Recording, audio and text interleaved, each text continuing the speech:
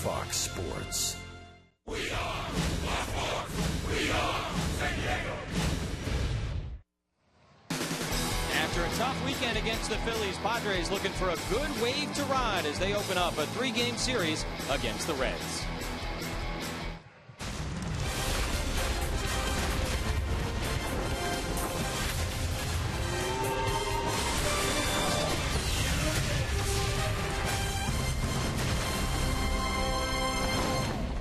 Guess what? A gorgeous summer day in downtown San Diego, and tonight, baseball. As the Padres continue their homestand, Matt Kemp, nice weekend against the Phillies and great numbers in his career against the visiting Cincinnati Reds. They come with plenty of their own firepower, of course.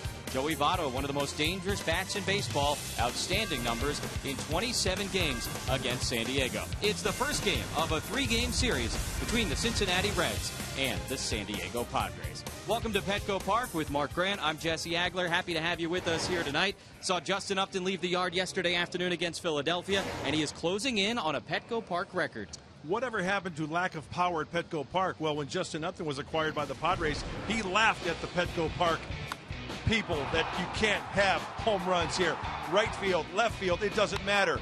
Most single-season home runs at Petco, well, he is one away from Will Venable, 14 of his 19. Why? I think he sees the ball extremely well here. Great batter's eye. It's a great place to hit for Justin Upton. It's a comfort factor, I think, Jesse. 81 games at home, still to be fulfilled with Justin Upton, conclusion of the season.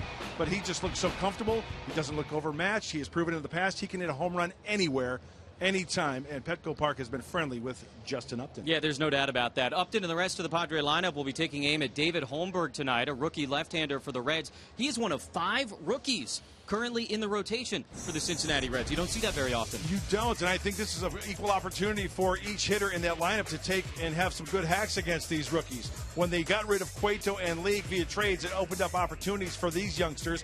We're going to see Holmberg, but Kiva Sampson, a former Padre, Iglesias from Cuba, Lorenzen, DeSclafani, these guys are getting an opportunity. Now, in that trade, they got 3 left-handers from Kansas City. They got 1 pitcher, a right-hander from San Francisco that could pitch at any time at the big leagues, but they have an abundance of pitchers in the minor leagues ready for next year for the Reds. It's just an opportunity for these 5. They made a couple of big trades, and so they start over a little bit in the starting rotation. When we come back, keys to the game. Padres going to try and bust out the bats and get this thing going against the Reds. Game 1 of 3 versus Cincinnati, live on Fox Sports San Diego, coming up.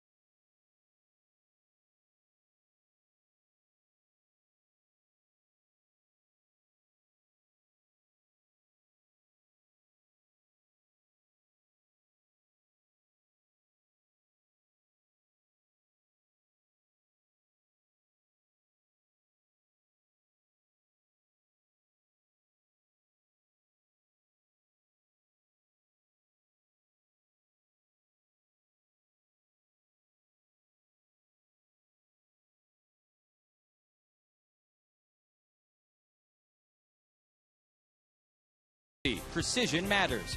By Petco, what we feed them matters. By Jack in the Box, for a limited time, try the new Portobello Mushroom Buttery Jack with melted garlic herb butter. And by SeaWorld, discover the wonder of the sea.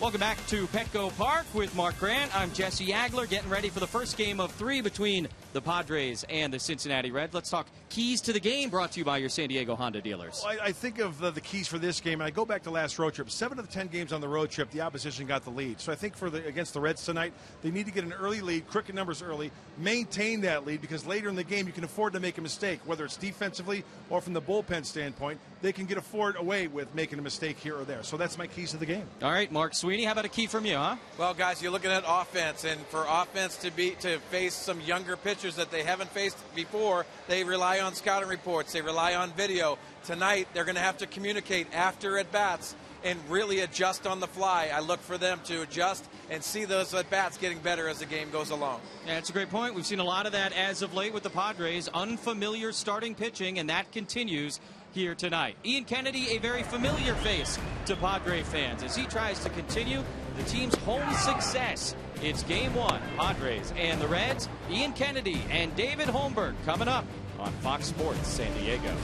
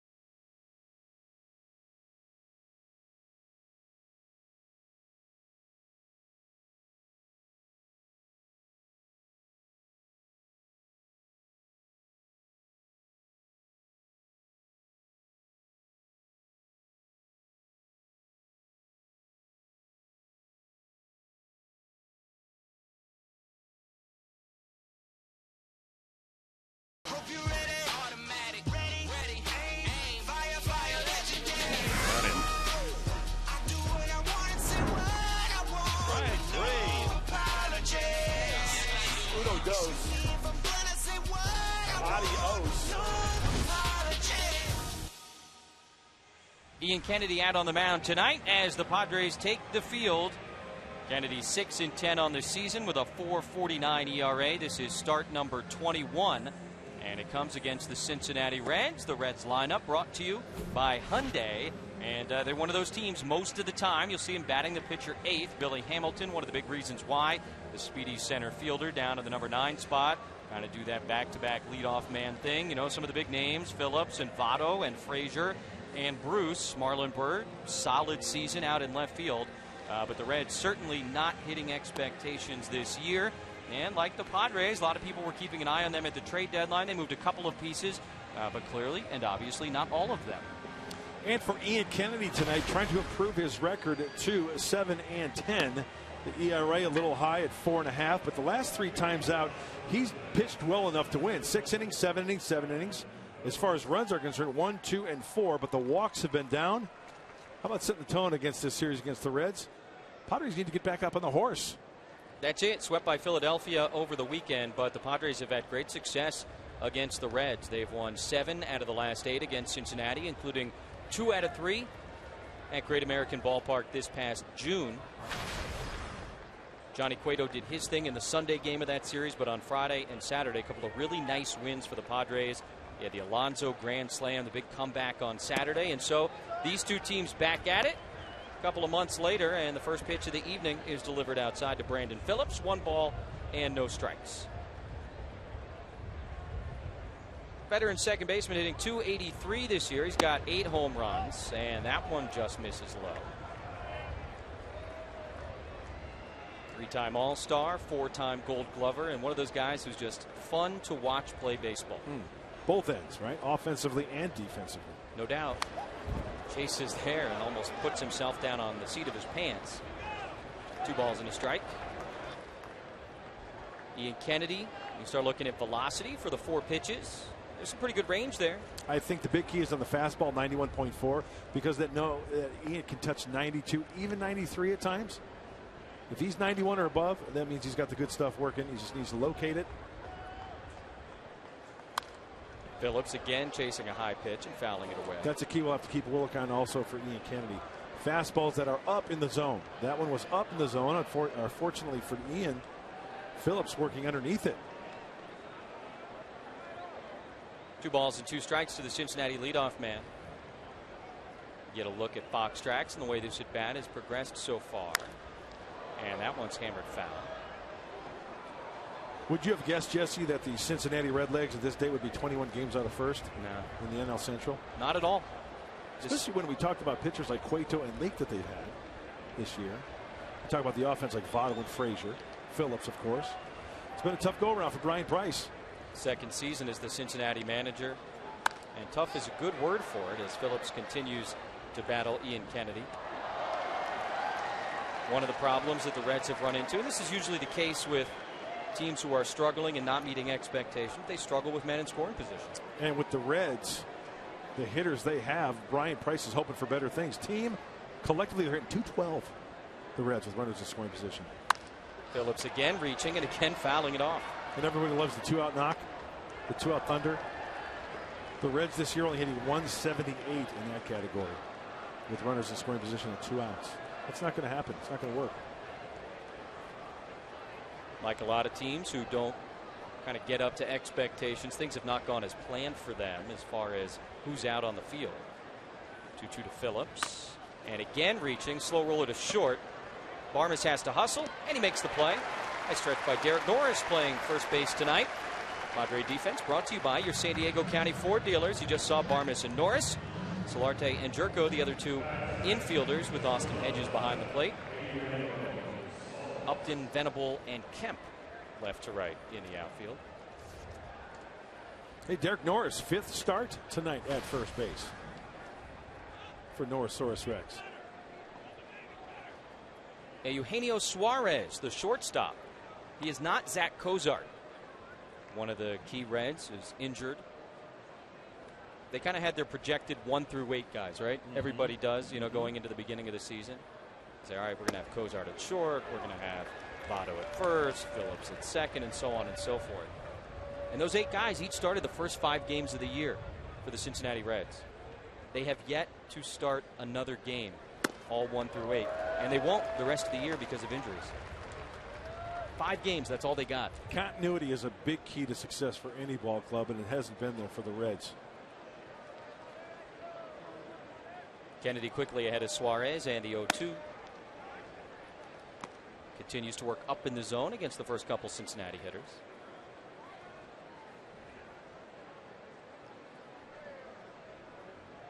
Kennedy worked last on Wednesday at Milwaukee. Took the loss and threw 122 pitches. In fact, 100 pitches or more in 3 of his last 4 starts. A lot of foul balls, correct? Yeah. Ian Kennedy? Even tonight. You know why? Up in the zone, right? He's a fly ball pitcher, and some of those pitches are tough to get up on top of, hence a lot of foul balls. 2-2 to Suarez. Just missing.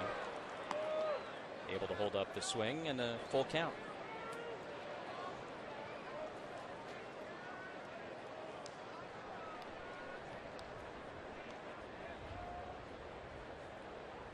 3-2 to Suarez. He fouls it right back to the on-deck circle where Joey Votto almost made a barehanded play on it. He's standing really close. I was just going to say that. He's pulling a Keith Hernandez. Get a little peek. Close. Yeah, the closer you get and behind home plate, and this is something we could talk to Mark Sweeney about, you get a better view of what the pitches are out of the hand of Ian Kennedy. He's right there. And you know what? If you want to be, it's one of those unwritten rules in baseball. I'd have to look through the rule book, but I think the hitter, on-deck hitter, has to stay in the on-deck circle. He's getting a little sneaky peek. Now, who's going to be the guy that say, hey, Votto? Just outside with the fastball. So one out walk to Suarez here in the top of the first, and the aforementioned Joey Votto strides to the plate. He is the top tier player profile, brought to you by Arco. Yeah, all he does is get on base. It's really incredible. You look up and down the leaderboards for walks, on base percentage, and it seems like every year he's right at the top. Good command of the strike zone. That's incredible, the on-base percentage there, and the company. We know about Miguel Cabrera, Mike Trout, the best player in the game, Joe Mauer, Prince Fielder. One out, runner on first, and Votto, who's been red hot, takes strike one from Kennedy. Since the All-Star break, Votto hitting .414. You see the overall numbers on the season. Saturday night in Arizona, he had a streak come to an end. He had 15 straight games, not just reaching base, 15 straight games where he got on at least twice in every one of those games. I saw that. That's incredible. Curveball from Kennedy, and he fouls it back. You know what's frustrating about the last at-bat with Suarez? He had him 0-2, and then he ended up walking him, and that spells danger with Joey Votto coming up. You like to face him with the bases empty.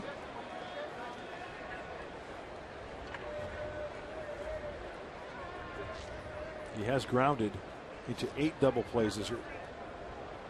The leader in that category for the Reds is Todd Frazier with 14. Frazier's on deck. 18 pitches so far for Ian Kennedy, 8 of them foul balls. Yep. That's what you were talking about.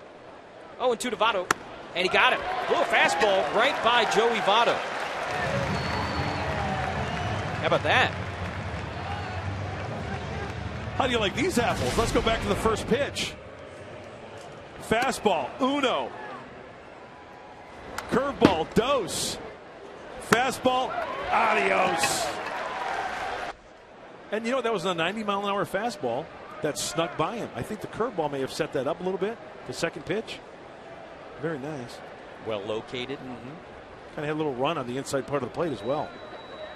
Here's Todd Frazier using his home run derby swing on that slider, coming up empty, 0-1. Frazier, of course, really lit the baseball world on fire. And it was a lot of fun watching that home run derby. Started the game the next night at third base in front of the hometown fans, and he has hit just 2 home runs.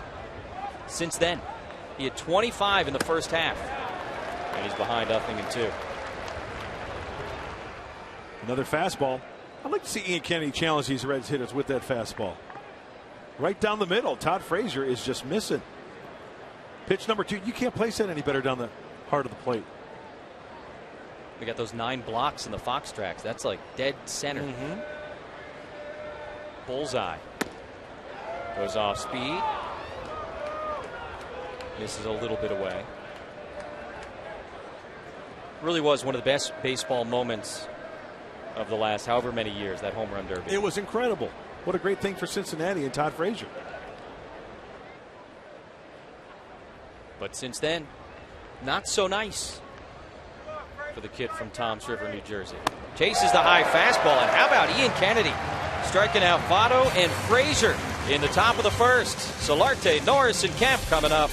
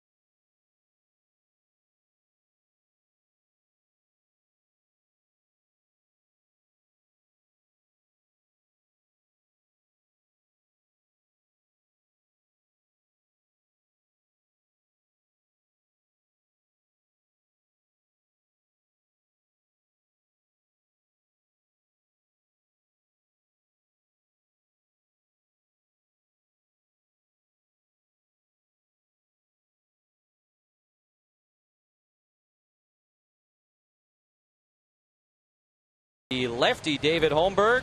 San Diego lineup brought to you by Toyota. Yannier Solarte back in the leadoff spot. Derek Norris at first base will bat second. And then the familiar Matt Kemp, Justin Upton 3-4. Jerko, Venable, Hedges, Barmes, and the pitcher Kennedy rounding it out for Pat Murphy against David Holmberg. Well, one of the young rookies out there, a left-hander. He's got an opportunity. 2 starts this season. ERA, just over 3. Kind of a small sample size, but what I look at, in 11 innings, only hitting 194, and that's a good sign from the left-hander. Pat Murphy filled out the lineup card, and now he's on to making notes. Solarte had an RBI single in the 8th yesterday and had hits in all 3 games against the Philadelphia Phillies. 266 on the year, 7 homers. And has gotten a hit in 14 of the last 15 games. Holmberg misses outside a couple of times. 2-0.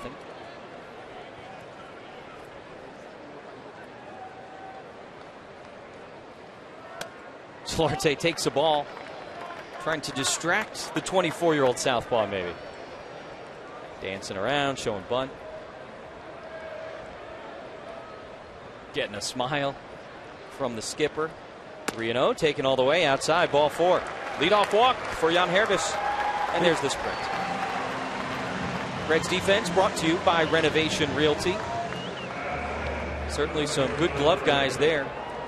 Frazier at the hot corner, Phillips at second. You see Suarez, Bird, Hamilton, and Bruce across the outfield with big Brian Pena behind the dish. Yeah, this Reds team, they can catch the baseball. 4th fewest errors in the National League, so they're doing pretty good in the defense category. Derek Norris, a tough 0 for 4 yesterday. Hit a couple of deep fly balls, including one to left field that Cody Ashe took away. Went over the wall and made a star of a woman sitting in the first row out in left field. Unbelievable play. Norris, 5 games so far, was starting at first base, and that's why I took him and picked the stick. You see those numbers? I think that's a great little nugget. Hits this one on the ground to shortstop. In the shift, Phillips to first, double play.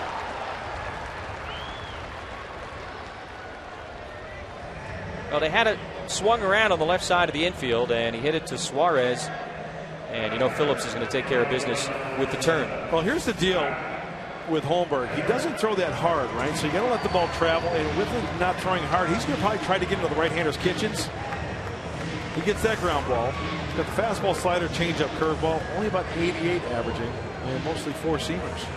So he'll try to pitch into the righties. Gets the double play ball, and now he gets Matt Kemp.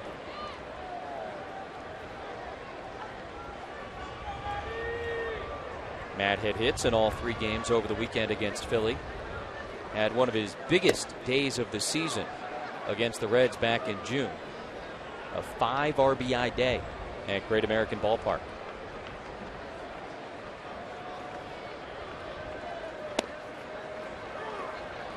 Holmberg hits Pena's glove, 0-2.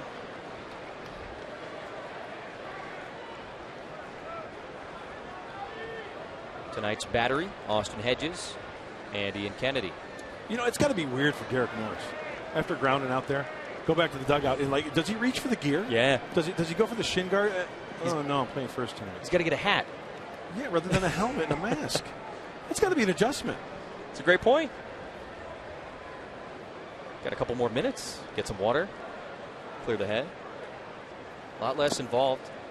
And you saw, Hedges sitting there going over stuff with Kennedy. Yeah. Norris tonight. He's not in on that. Got to find other stuff to do. Hey, we're going to switch you from burgers to fries. It's an adjustment. You speaking from experience? Strike 3 call to Matt Kemp, and Holmberg catches Padre number 3 hitter looking. That's the end of the first inning. No score at Petco with Kennedy coming back out.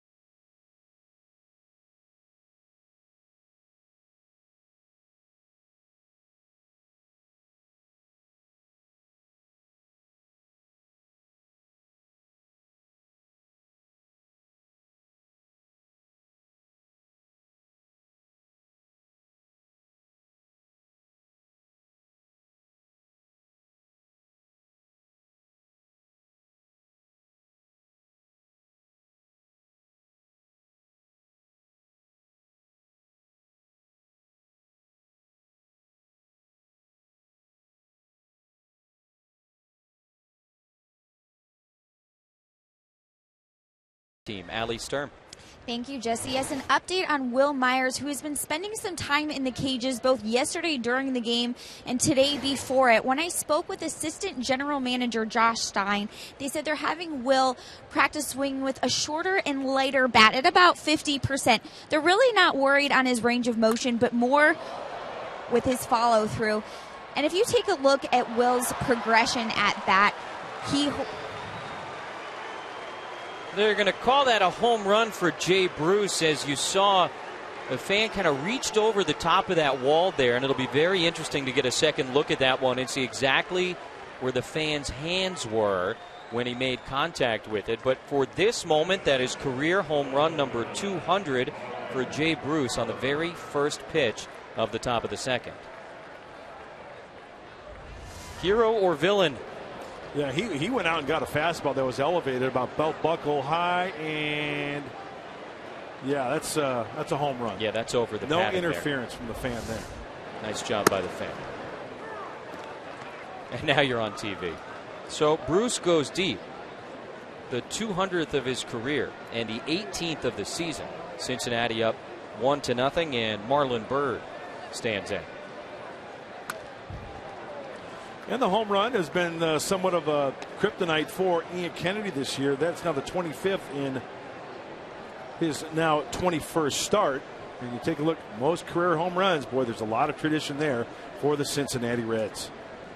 Bruce very rudely interrupted Allie Sturm. We'll get back to Allie after this pitch to Marlon Byrd. Kennedy's 0-2, just outside. Allie, you were saying? Thank you, Jesse. And yes, when I was speaking with Josh Stein, they said they're not worried about Will's range of motion, but more when he takes his at-bats, his follow-through. If you take a look at his approach at the plate, he holds onto the bat with his left wrist the entire way through and really putting a lot of pressure on those tendons. But when I spoke with Will, he said he feels great and he is more than ready to get back out there. All right, that's definitely outstanding news that he's progressing. It might be some time, but Will Myers really looking forward to playing again this season, and you better believe that Pat Murphy and Padre fans would be very excited to see him back out on the field. Been too long. It has been too long. We need Will Myers back just to add to the offense and hopefully create some more run production for these Padres. And you're right. How rude of Jay Bruce to interrupt or Allie Sturm. He owes her an apology. I think so. Be interesting to see if he tries to get that ball back. You know, number 200, that's a nice milestone. Well, after the apology, he can get it back. Well, we know who got it. We showed the guy on TV. He's a marked man. Look out, down behind third base. Oof. It's you. He still got it. He's telling the story down there. Yeah. How you doing?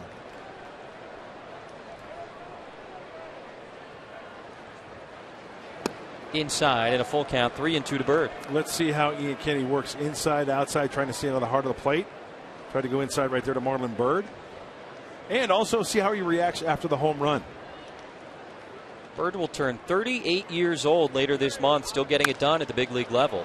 And another foul ball and another long at bat. Already this game we've had a discussion of foul balls. 6 to 8 dozen baseballs are rubbed up for a game. Thanks to Tony Patrica for that little nugget of information. Working very hard in that Padre clubhouse and the umpires room. There's another one. Well, Tony, you better grab another box. They get it's like mud they put on them right before the games. Mississippi mud. It's a special kind. You can't get it at your local hardware store. No. You know why they rub them up? Because when we get a brand new baseball out of the box, it's got some shine to it. It's got some sheen. And it kind of takes that sheen off a little bit, and it gives the pitcher a little bit more of a grip. This is somewhat of a new baseball. Here's kind of a new baseball as well. Oh, yeah, that's a pearl. You can see how white this one is. And if we get a close-up shot, we've got one of the best directors in the business, Michael Odino, down there in the truck. He should be able to find a shot for us.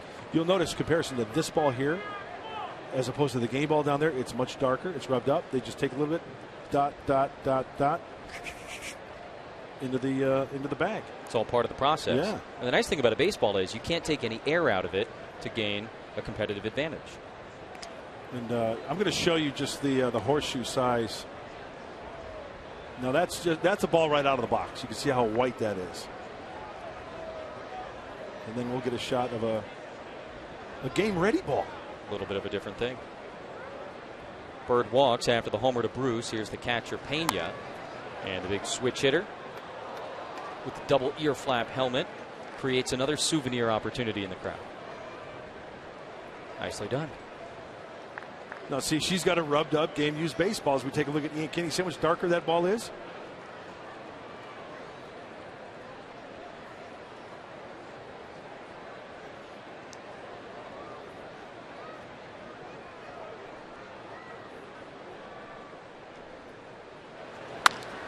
In the air, left field, Justin Upton coming over towards the line. He's got it for the first out here in the second. Bird retreats to first base.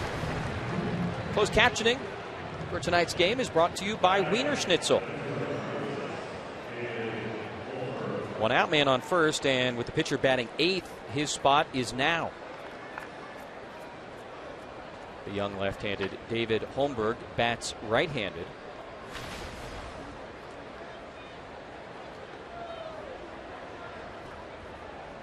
Has scored a couple of runs this year, despite being just 1 for 4.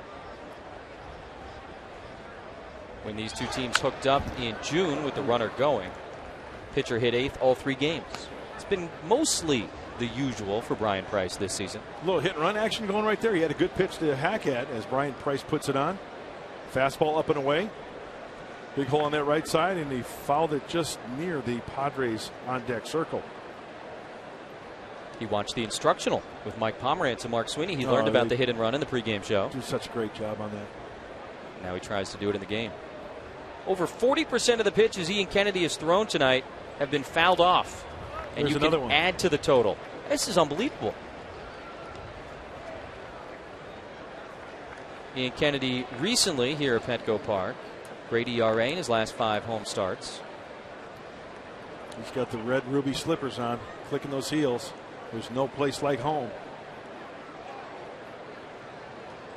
See if they keep the bunt on with the 2-strike count on Holmberg. Looks like he's a pretty good athlete. I wouldn't mind having him swing right here, although he's going to bunt. And he gets it down with 2 strikes. Hedges and Kennedy maybe crossed up for a moment, but a nice recovery by the Padre pitcher to throw him out. That's a 1-3 sacrifice as Bird goes to second base, and that keeps it going for Billy Hamilton.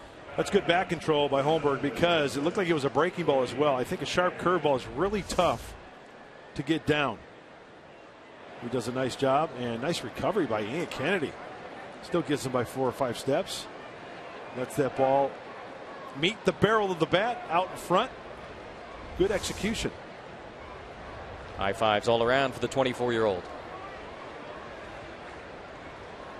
2 outs with a man in scoring position for Billy Hamilton. One of the most interesting guys in baseball when you really break down his game. If he gets on base, he's going to steal at least 1 bag, but he doesn't get on base. Not nearly enough. And what's the old adage in baseball? You can't steal first. That's why if I'm pitching to this guy, I'm pitching him up in the zone, have him hit the ball in the air.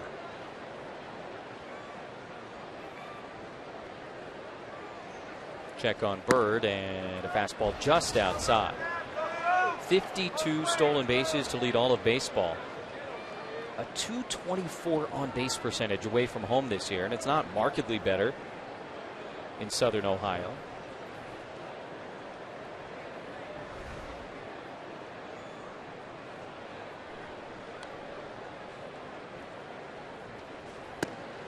Been caught just 7 times this year trying to steal bases. That's a big improvement for him. Oh, we got an ongoing negotiation out there, don't we? Oh, yeah. Robbie's trying to work his magic. Look at the outfield defense, Jesse. Does that tell you pitch him away, play him away? Give him left field, because look at how shallow Justin Upton is. Have him hit the ball that way. He's ahead in the count, 3-0. And Kennedy misses with the fastball. So a couple of walks and the home run for the Reds here in the second. 2 on, 2 out, and the leadoff man Phillips coming up. Not a ton of walks in Billy Hamilton's resume this year, but he draws one there.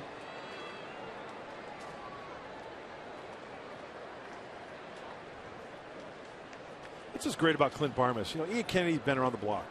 Clint Barmas, 10-year veteran. Even the 10-year veteran going into the veteran pitcher Kennedy, just to calm him down a little bit. Hey, let's go. Let's get one more out here. We'll get back in that dugout and score some runs.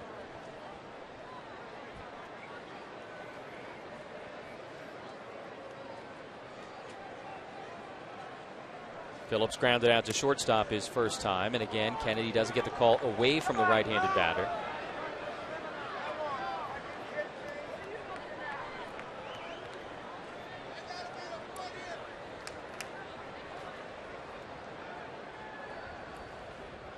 Fox Track says it was in fact a ball. Phillips waits, and again, they try and go out there.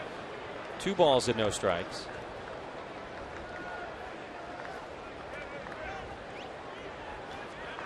It was funny, over the weekend we got to see the Phillies here as Darren Balsley goes out with Austin Hedges, and they're going to chat with Ian Kennedy. We got to see the Phillies, and you think about the right side of the infield for Philadelphia with Utley and Howard. You almost think of one and you think of the other. Similar kind of situation now in Cincinnati, right?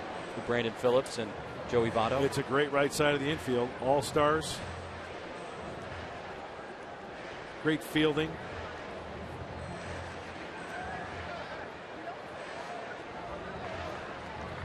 Two guys that don't get rattled.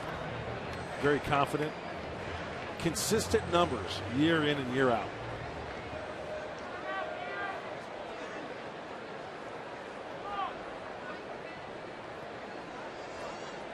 Meeting on the mound is broken up, and Kennedy going to try and fight back against Phillips after a couple of pitches miss, and now 3-0 as the changeup bounces into Hedges.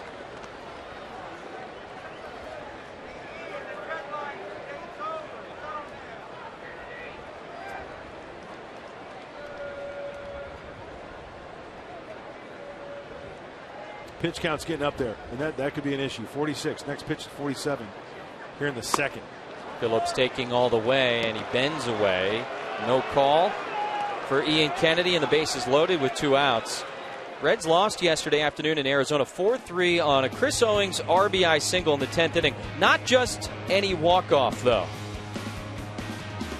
So, all right, base hit, winning run scores, everybody's happy. But look, highlighted, he never touches third base. That's Highlighted, Peralta, right? He never touches second base. And so after the game, or a few moments after this, Brian Price, the manager of the Reds, comes out and he says, hey, Larry Vanover, crew chief, they never all advanced. Right. And you think back, I mean, the famous stories with Fred Merkle. It's 1908, but it's a famous story. The Merkle boner. That's it, with the Cubs. And it's a little bit of a goofy rule, as this one is popped up to shallow right field. Suarez to Jerko, and with the bases loaded, Ian Kennedy gets out of this thing. 1 run comes in, but Justin Upton is coming up. Jerko and Venable as well. It's 1-0 Cincinnati as we go to the bottom of the second.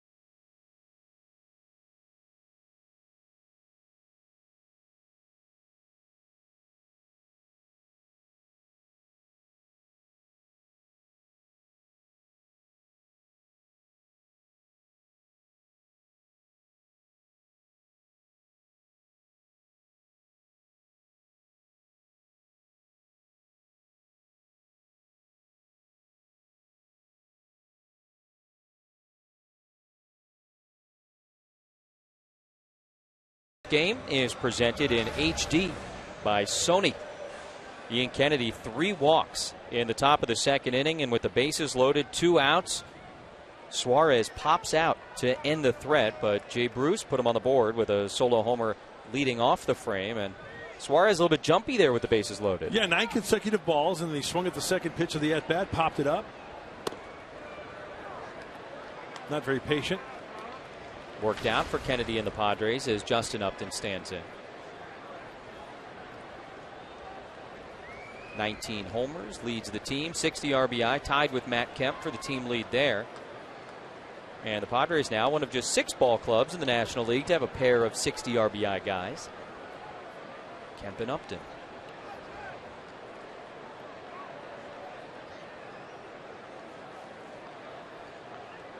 0-1 from Holmberg is a called strike on the inside corner. Yesterday, 6th inning, and Upton got the Padres on the board against Jerome Williams and the Phillies.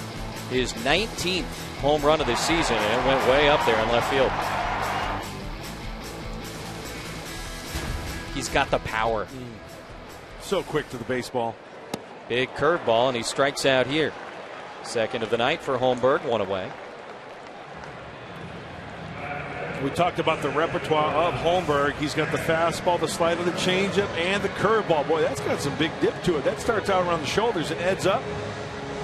Down by the shoe tops as it reaches the glove of Pena.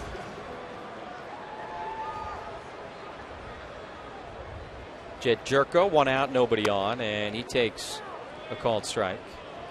Oh, life is good. Wow. Got a dog, a hat. No napkins, but that's all right. Big looping curveball high to Jerko.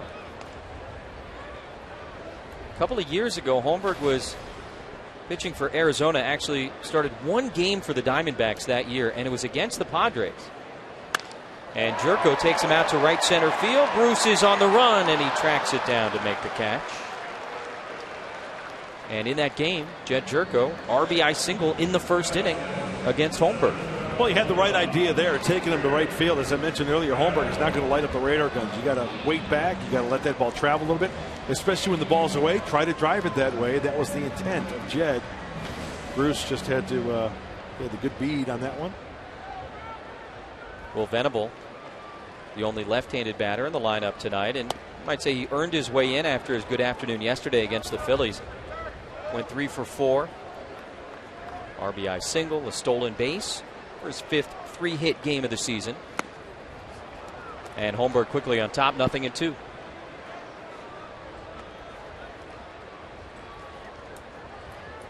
Seems like in the last week or so, Blues Brothers,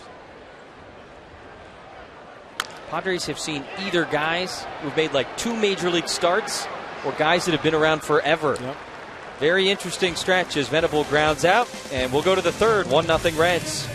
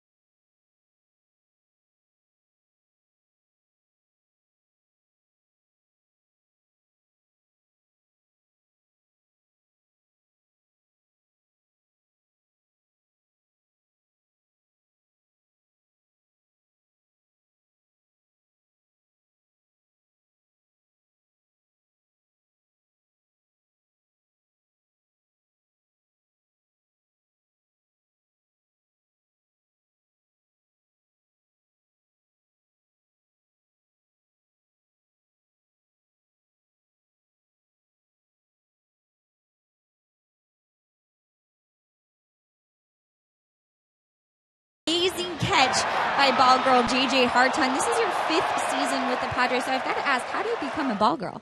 I played softball my entire life, so I played Division I at Loyola Marymount, and then I played overseas for a little bit. But then I started coaching at a junior college, and one of the coaches had been ball girls, and they asked if I'd be interested, and I was like, of course. So here I am. Are you enjoying it thus far? Oh, I love it. It's amazing. I get to sit on the field, play catch with the players, and just watch the game here.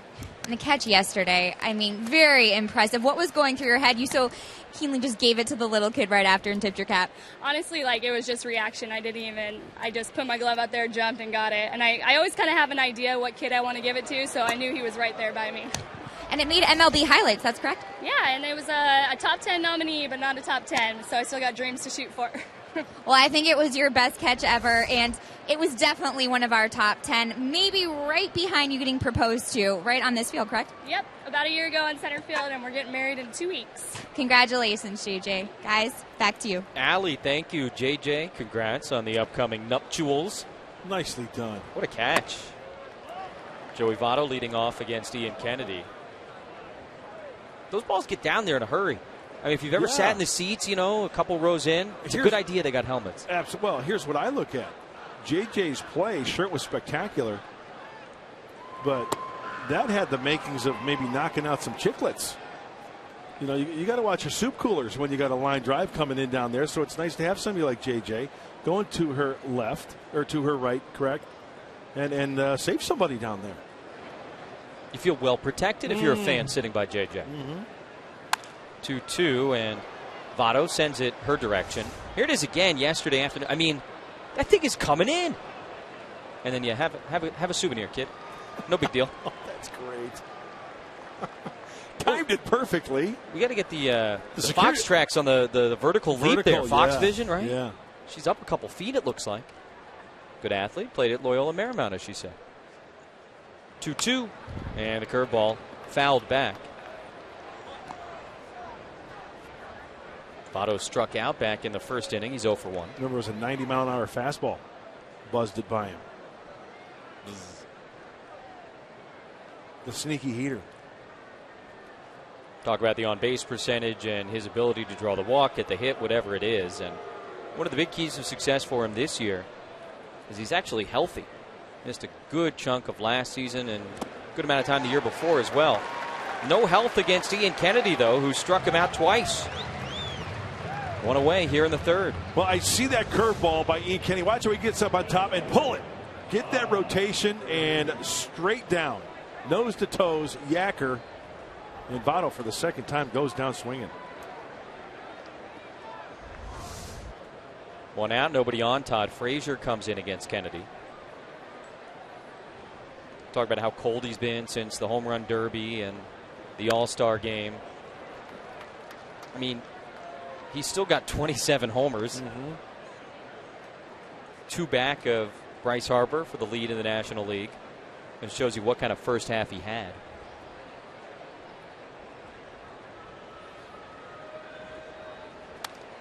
Goes up, chases that one, fouls it back. And you know what? It was a foul ball, yes, but he missed his spot. Austin Hedges was pinned down and away below the knees for the target. And that one leaked up just enough to where Frazier couldn't get on top of it. Fastball up. This is where he wants. Now he shook it off. Fastball away. See how low it is? The target. On a big hop to Barmes. Couple of outs for Ian Kennedy right out of the chute here in the third. That's certainly encouraging after the home run and the 3 walks in the previous inning. The home run was by Jay Bruce, who's coming up. First pitch of the inning. He kind of reaches out and pulls that one to right. It was outer half of the plate. It was just up a little bit too much. Too much for the liking of Jay Bruce. That guy caught it. Bruce's 200th career home run.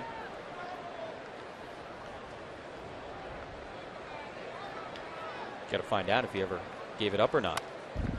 Fouls one back.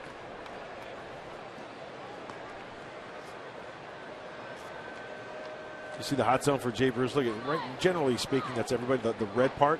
But look at, first pitch was off the plate according to Fox Vision. That heat map really gives you a good indication where they like the pitches. So he went out and got it. It was out of his hot zone. First pitch of the at-bat, and you see that. Swing early against Ian Kennedy, and there's been some success doing so this year. Venable out in center field. This time, Bruce does not get it. Ian Kennedy does. A 1-2-3 inning, popped him up with a change, and we go to the bottom of the third inning with Hedges, Barnes, and Kennedy coming up.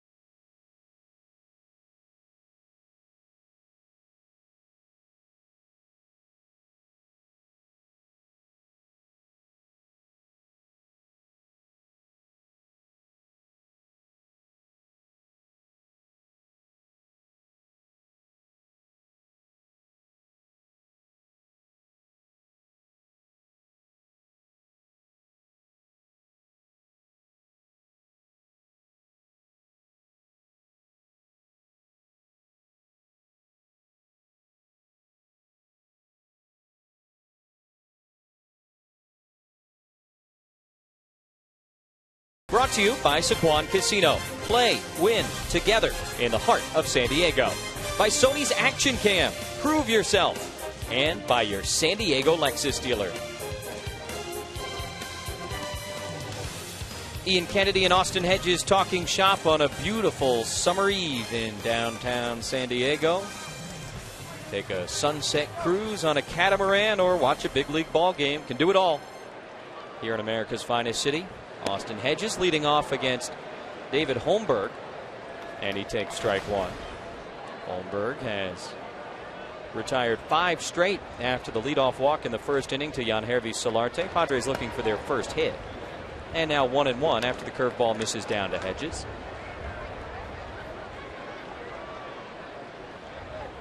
Austin catching Ian Kennedy tonight for the 6th time. Derek Norris, of course, getting the lion's share of the work behind the dish. 21st start for Hedges.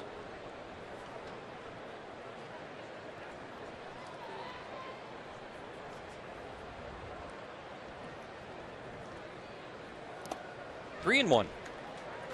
So Holmberg, one of the 5 rookie starting pitchers in the rotation for the Reds.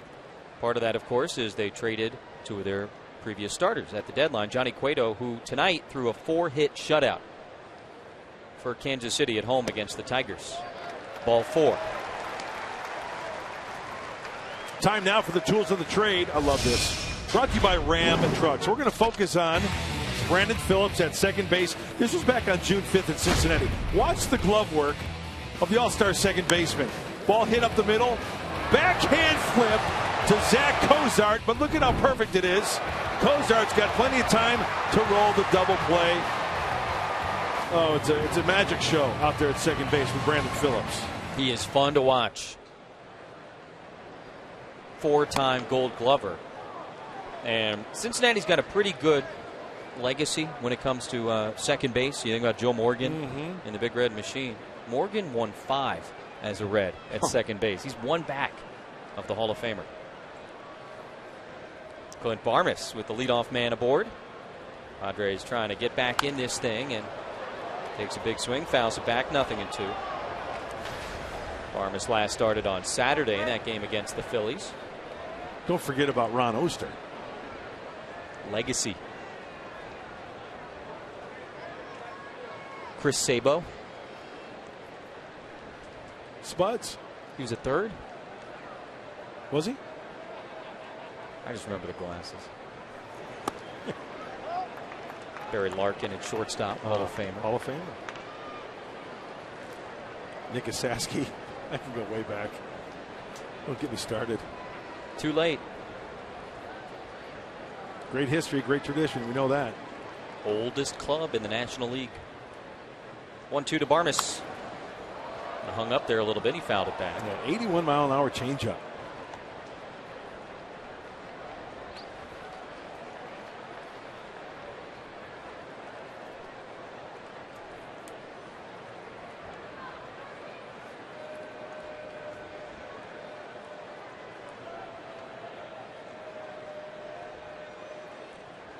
Pena sets up inside, and the 1-2 to Barmes is again fouled back. You know, we talked about this rookie rotation. Holmberg 24, Lorenzen 23, Iglesias 25, Sampson 24, DeSclafani, or DeSclafani, however you want to say it, 25. How do you want to say it? DeSclafani. All right. Curveball to Barmes, and he gets a piece. Still 1-2. Talked about the trades that Cincinnati did make at the deadline. Cueto to Kansas City, Mike Leake to San Francisco, and after one start with the Giants, Leake placed on the disabled list with a hamstring injury. Cueto, 4-hitter tonight. And the Reds got some good pitchers in return. Strike 3 called to Clint Barmes. He's been getting that call into righties. Ian Kennedy is not. Home plate umpire Tony Randazzo. And that one, I guess it could go either way. Yeah, was that touching the line? Maybe. But getting back to that Cueto League trade, remember Brandon Finnegan? Sure. Pitched in the College World Series and then pitching in the World Series last year. Good arm. 3 pitchers from Kansas City in return for Cueto. And then Mike Leake, 2 good pitchers from the Giants, who could be ready to go next year. Kennedy stabs at the bunt, but misses it. Strike 1. Ian's had kind of a fun year at the plate. He's got 4 hits, right? Right. 3 of them are doubles. He's got extra base power. Yes, he does. Saw him hit a home run last season. 11 career doubles. Holmberg 8 for 9 in the first pitch strike category.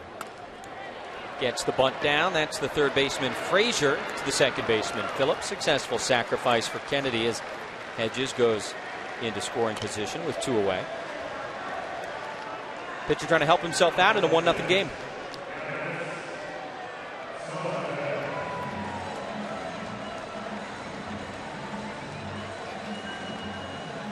Cueto no longer in the National League, which is just fine with most other National League teams, including the Padres, certainly.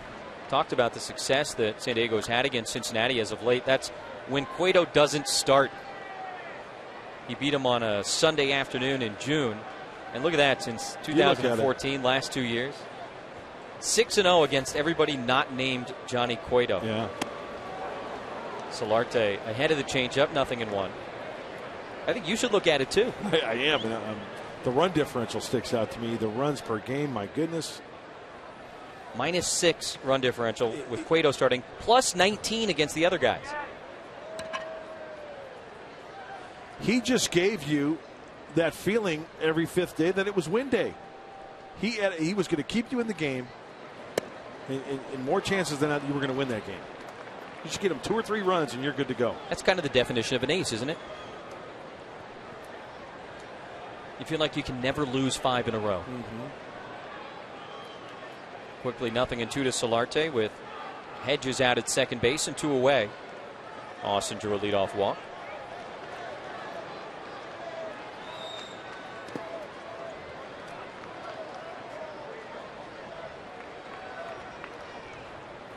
Solarte drew a leadoff walk in the first. Those are the only 2 base runners for the Padres in this game so far. Let's see if he goes back to the breaking ball. He bounced that one. I think that's one of the things I've noticed about Holmberg. He can place that curveball when he's ahead. He can bounce it.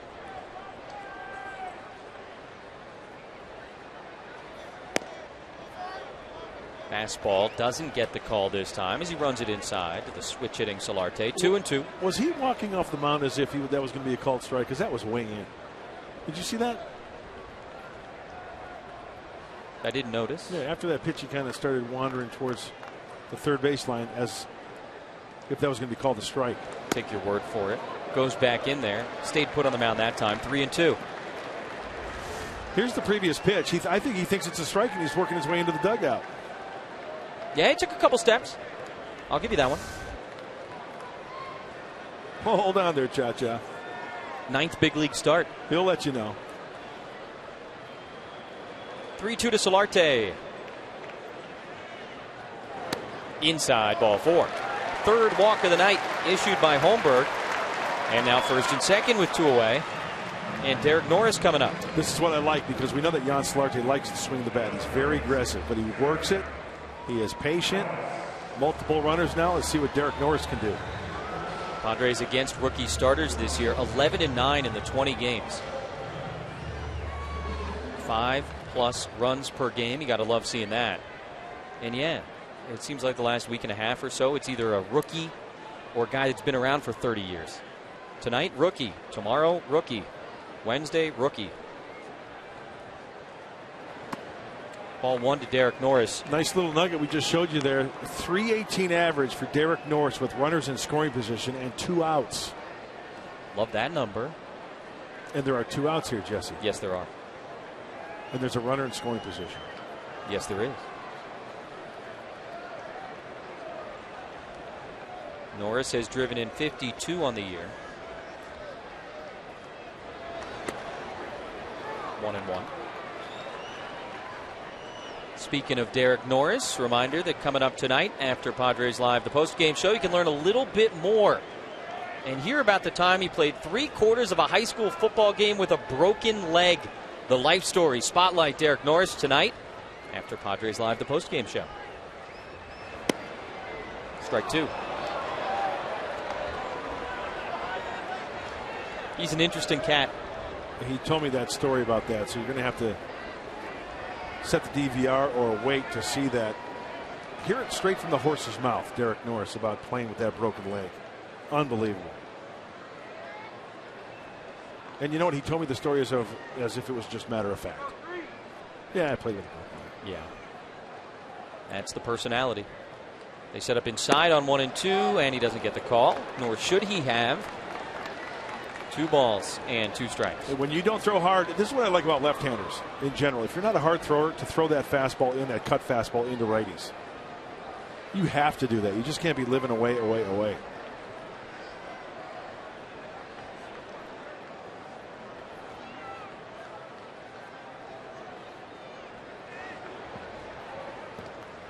Two, and now ball 3 to Derek Norris. Everything's in. All 5 pitches that Derek Norris have been in.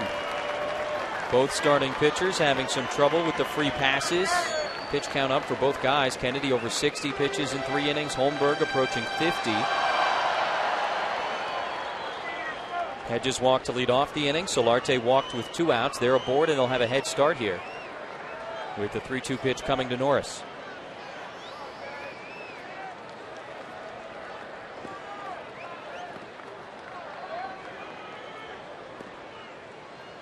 Pena waiting till the last possible moment to set up, and it's chopped to shortstop. Suarez goes to first, and Norris, always hustling, nearly beats it out, but does not. Padres leave a couple in the 3rd. They trail 1-0.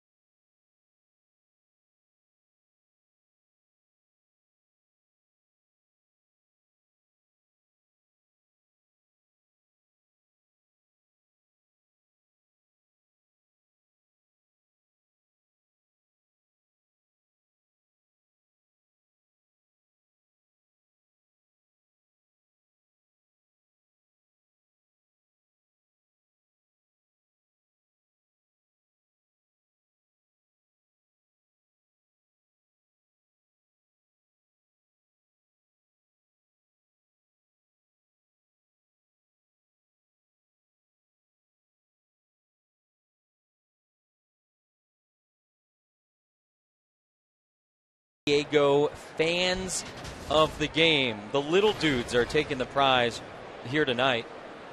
Bolts and Padres, front row. Some people like to eat a hand. Other people like to eat a hot dog. Hey. Summer's winding down, right? I don't know about you guys, but I remember my mom telling me, chew your food 30 times before you. 1, 3, 7. It's like a pelican. Down the gullet. Bird, Pena, Holmberg. 6, 7, and 8 for the Reds against Ian Kennedy here in the 4th. Mark Sweeney has joined us in the booth. Hey, guys. You chew your food. Hi, Mark Sweeney. 30 times. 30 times. Really? It's like Hoosiers. Like, you got to make a certain number of passes before you can shoot. You have to pass 4 times before we shoot. You have to chew a certain number of times. Do you still follow that advice to this day? Not today, you didn't. Oh, Bird walked his first time up. Yeah, no, we were all there. Yeah, we saw we were there. You enjoyed your dinner. You got to eat. You got to. Look at the smile on your face. I'm good to go. Oh, that was priceless. What do you think about the rookie rotation for these Reds? Opportunity, and you said it. It's an opportunity, but hopefully they learned from Johnny Cueto as he went out the door, because that's a guy that's an ace. You saw what Cueto did today, right? Yeah, 9 innings. I mean, he's dominating, and that's a team that has a lot of really good defenders behind him. But yes, if you have an ace on your staff, you know, Mark, you have to have those conversations. You have to watch.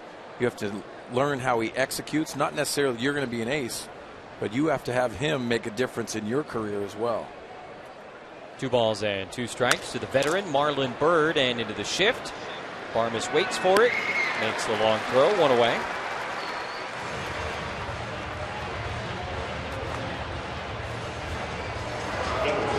With the mosh pit working. Is it youngsters night tonight? I love it to see the youngsters at the ballpark. Well, school starts soon, so everybody's got, like, last few. You don't have to yell at me. Last few weeks to get out on a Monday night. You should know that. Got in his kitchen right there. Cosina. Looked like he broke his bat. Good pitch from Ian Kennedy. Pena, first pitch swinging, and he gets a right past Solarte into left field. Upton hustling after it. Pena, for a moment, thought about 2, but wisely returns to first base. 1 out single for the Cincinnati catcher. Second hit of the night for the Reds. Well, Mark Sweeney, I look at this pitch. Okay, curveball, righty on lefty. Isn't a lefty usually supposed to try to pull that ball? What does he do here? Well, you see him slap it the other way. That means he picked it out of his hands a lot sooner. When you pick up that release point as a hitter, and you recognize that his hands are above the ball and he has that slow breaking ball, you actually wait on it. But how you do that is track it with your eyes. He did a nice job with that, slapping to the left field. Also, it looked like that breaking ball was away. Is that easier for him to take it that way rather than go out and trying to hook it? Well, I think 2 things. It was elevated a little bit, so it's easier for you just to slap it the other way. Because if it is down, very difficult to get the barrel of the bat that way. But that's good hitting. It's something that you're just looking for, probably some off speed, and you're letting it travel a little bit more. Show you some of those Cueto highlights coming up. Tigers and Royals game break. Pitcher Holmberg in the 8th spot. Had a successful sacrifice his first time up. Trying to do it again here. And a couple of foul bunts, 0-2. Mark Sweeney, what do you make of the pitcher in the 8 hole? I'm not a big fan. I think you can't, it's an hourglass thing, and I think everyone has an opinion on it. Obviously, that it factors into doing that. It's a double leadoff guy. I just don't like it because there's so many scenarios that you come up with runners in scoring position. You got your 8-hole hitter that comes up with that. You just can't predict the future of it, and I think it comes up a lot, Jesse. Billy Hamilton, the sort of second leadoff guy in the 9-hole. Yeah, what that does, it pushes Phillips, if you're talking about Billy Hamilton being the leadoff guy. Phillips number 2, Suarez number 3, and then you've got Votto in your cleanup spot, if in fact Hamilton does lead off an inning in the number 9 spot. Just missing on 1 and 2 as Holmberg did not square to bunt. 2 and 2. But there's so many things out there in baseball that you're seeing the best hitter in the lineup now at times hitting second to try to get him more at bats. Some of those things I really think are done to just change things up. You think about the rut offensively that the Padres are in right now, not scoring a lot of runs. That's right there for strike 3. Those are scenarios that I really think that you have to take some opportunities to change things up for a little bit. You saw Pat Murphy put Matt Kemp as a leadoff guy. He's not a prototypical leadoff guy, but just changes the thought process. 4 strikeouts for Ian Kennedy. They took the bunt off with 2 strikes, which they did not do the first time with Holmberg, and he ends up taking one for the punch out. And now Billy Hamilton, who walked on 4 pitches in his first plate appearance, is up. Runner on first, 2 outs.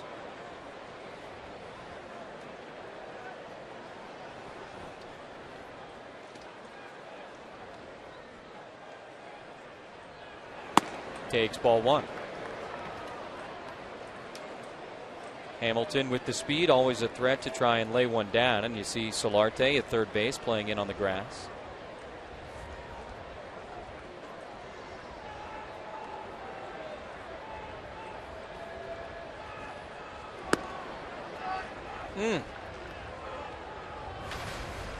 Reminder that tomorrow night, Colin Ray, tremendous season in the minor leagues for the Padres. We've been talking about these Reds rookies. How about a Padre rookie? Major league debut tomorrow night. Homegrown Fryer. Love that. Don't want to miss that one. Should be a lot of fun. 2 balls, no strikes to Hamilton, and there is the bunt, but it's foul, and it'll be scooped up by the former Padres skipper, Jim Riggleman, coaching third.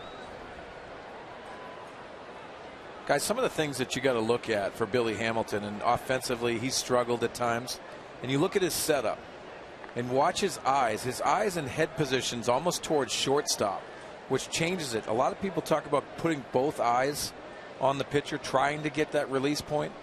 Those eyes are almost set in the head position, almost at shortstop. The ball travels a little bit more. Yes, he wants to slap it on the left side and run, but you still have to track the baseball. And it almost looks like he's not seeing the ball very well. And that ball travels, your head's in that big position, then it starts leaking open. When you're closed so much, your tendency is to whip right open, whether your lower half or with your head. A couple of fouls after it was 2-0, now 2-2 to Hamilton, and the curve is up and away. Kind of a delayed steal. Hedges' throw goes into center field, and now Peña's off to third. I think it was a delayed steal. I think you're right. You're absolutely right. Caught everybody off guard. It almost looked like Austin Hedges was ready to throw that ball back to the pitcher. Let's take when the ball gets to the hitting area, go. Rushed it, worked underneath it, thrown into center field. Well, as base runners, guys, you set this up with the approach, the previous pitches. You take your secondary, see the reaction of Austin Hedges, and that's exploiting a younger catcher sitting in that catcher's position, not expecting him to go. I think we saw the Angels try it earlier this year against Hedges, and he was not impressed. I love the delayed steal. Yeah, I do too. It's such a great play. Well, you think about the scenario that was in, and Billy Hamilton up. He's deep in the count, 3-2 count. What a great situation to do it in, because if you are out at second base, you're leading off with Billy Hamilton.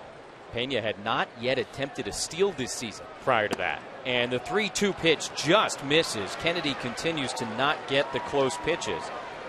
And Billy Hamilton, who doesn't walk all that often, has now walked twice in 4 innings against Ian Kennedy. And Pat Murphy wants to know where that one missed.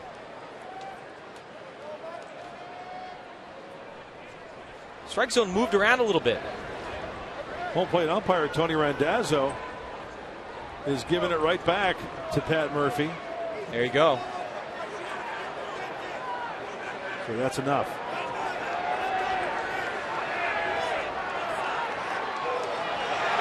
And he's gone.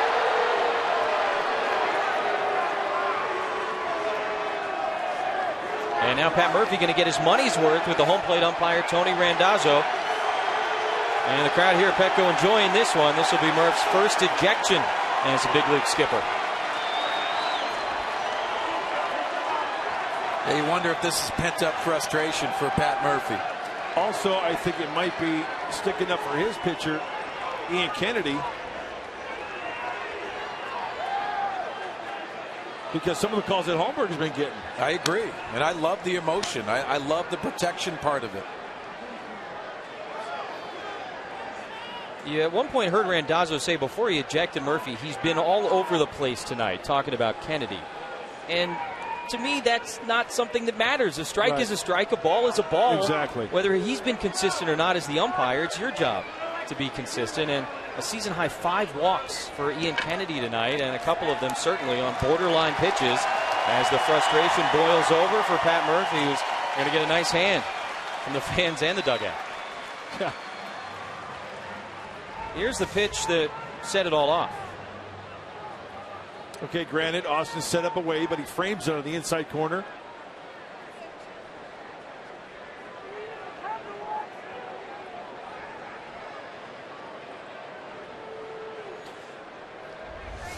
And that's where Track's headed, number 7. That's a strike.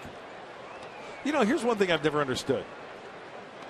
I don't care if a catcher is set up in the opposite batter's box. If he catches a ball over the plate, for the love of Pete, it's a strike. I agree with you. I've never understood that. Why should where the catcher is set up determine whether it's a ball or a strike? Well, it shouldn't, but I think, you know, calling balls and strikes is a difficult thing to do as an umpire, and it's one thing that can kind of throw you off. Runner goes, and Hedges throw just a little bit late. Billy Hamilton steals another base. That is the 52nd of the season. Yeah, they might take a look at this one. This is a nice tag. Dave Roberts on the phone. Fans here got to look at it. This is an absolute gunge by Austin Hedges. Got him on the side of the head, it looked like, Mark. Foot may have just gotten in. Does he stay on the bag? No challenge, and so stolen base number 52 for Hamilton will stand. But how about that matchup? Austin Hedges and Billy Hamilton. That could be a show I'd watch in the offseason. Phillips takes outside, ball 2.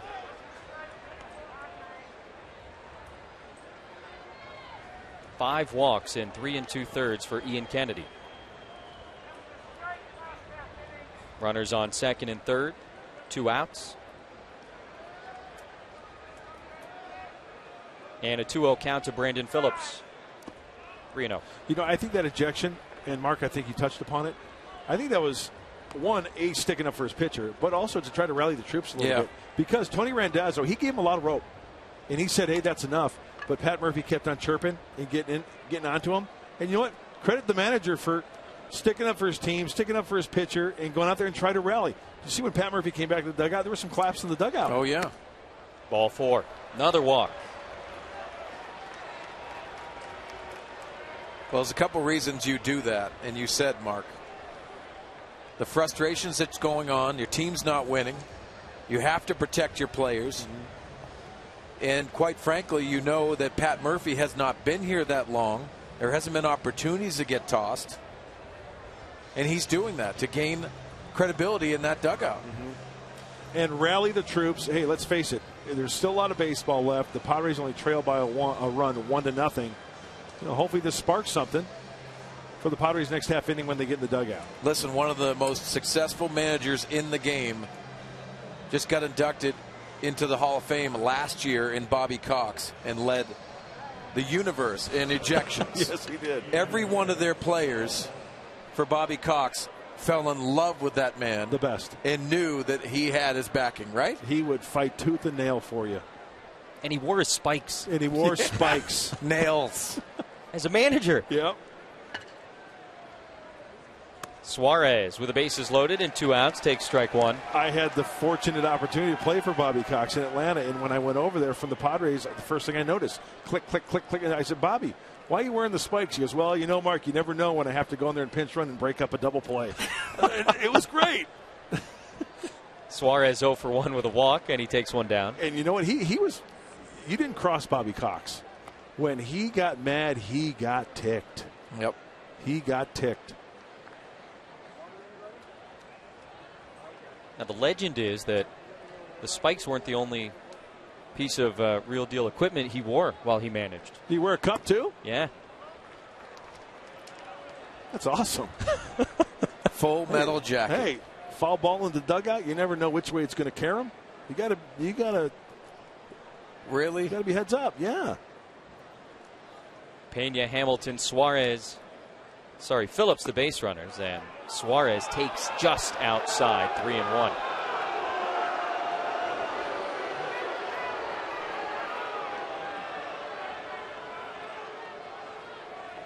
Pitches are up. He's got to make an adjustment, get those pitches down. Oh, he reached back on that one. He's been consistent about 90, 91. Well, I like that because he pitched with that one with conviction. He's got to get in that rhythm, and you haven't seen him get into that zone yet. Runners are off, and the 3-2 to Suarez is hit in the air to shallow right field. Matt Kemp makes the catch, and that's it for the Reds, who leave the bases loaded for the second time tonight. Ian Kennedy did not get the call, and then Pat Murphy got the gate from Tony Randazzo. 1-0 Cincinnati.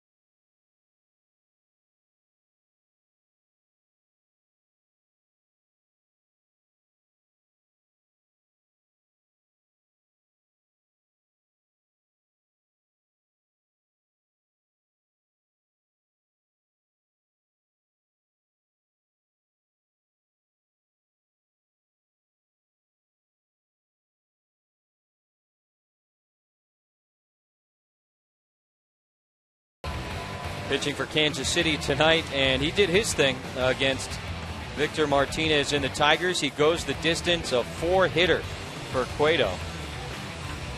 And Kansas City adding on at the trade deadline, and after taking the whole thing to Game 7 of the World Series last year, they are going for it big time again. Exactly what you just said, going to the World Series and falling one game short, a home game.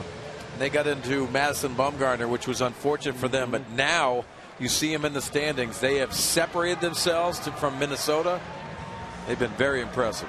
National University standings in the American League Central. And I remember one thing about this Kansas City royalty: they can't catch the ball. When you've got a rotation like that includes Cueto, defense is huge. And you said it, Mark. Talk about separating yourself. A dozen games ahead. Trying to run away with the thing and avoid that wild card game that they won last year against the Oakland Athletics. Still a 1-0 game here. Padres looking for their first hit against David Holmberg. It's time to put him in the stretch. Been a game of walks as Kemp fouls that one back. Ian Kennedy has walked 6. The Reds have twice left the bases loaded, and as frustrated as some of the guys are down in the San Diego dugout, you got to figure on the other side with the Reds, they're frustrated that it's only a 1-0 game. Yeah. Well, Mark Sweeney, I posed you this question. We talked about our keys to the game early, and yours was adjust on the fly. Now it's the second time around through the lineup. What do you see from these Padre hitters? What do they need to do? Well, you don't see a lot of these. Rip to left field. That's the first hit of the night. That's Matt what Kemp they do. in front of Bird. Just like Sweeney was saying. They said, shut your mouth when you're talking to me. That's exactly what they said. And Matt Kemp gets one elevated. And this is a beautiful swing when you get on top of the baseball and using his lower half very nicely. That's a mistake. It's put into left field. Kemp has now hit in 4 straight games, and a leadoff single against Holmberg as Justin Upton, who homered yesterday, steps in. Well, to answer your question too, Mark, they're having conversations because you watch video, you go over the game plan, but then you take an at bat. You see the ball out of the young man's hands. You know what he's trying to attack. Seen a lot of fastballs and sliders into right-handers. There's Mark Kotze talking to Clint Barmas. The conversations are very important from at bat to at bat when you don't face a guy you haven't seen him very much.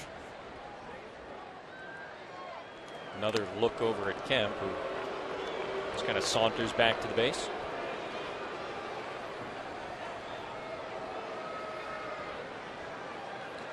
Upton struck out in his first at bat. There was a call or two in that plate appearance that could have gone either way and went to Holmberg. I don't imagine that's part of the frustration that Pat Murphy had. It wasn't just Ian Kennedy not getting calls, but at times Holmberg getting 1 or 2. Another fastball into Upton. Holmberg likes to throw that four-seamer in there and then go soft away. He's throwing the curveball down to the back foot of the righties. And if he hangs one of those curveballs to Upton, look out.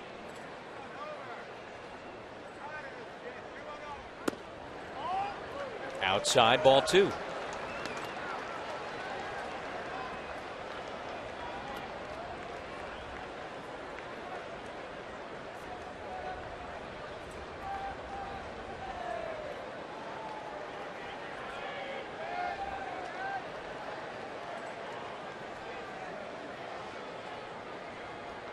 Kemp extends the lead, and Upton takes changeup strike, 2-1. Pitching backwards. Fastball count. Pulls the string on the cambio. Good arm action and right down the middle. Yeah, and what set that up was that first fastball in, and it's that thought that gets in your mind as a hitter. You start looking for that.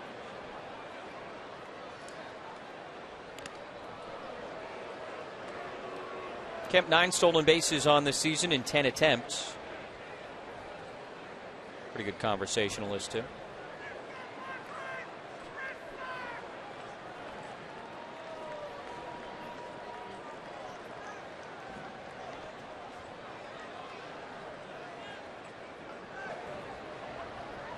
Holmberg speeds it up. Yeah. Slide step, yeah. Oh, and he got that call, huh? Oh.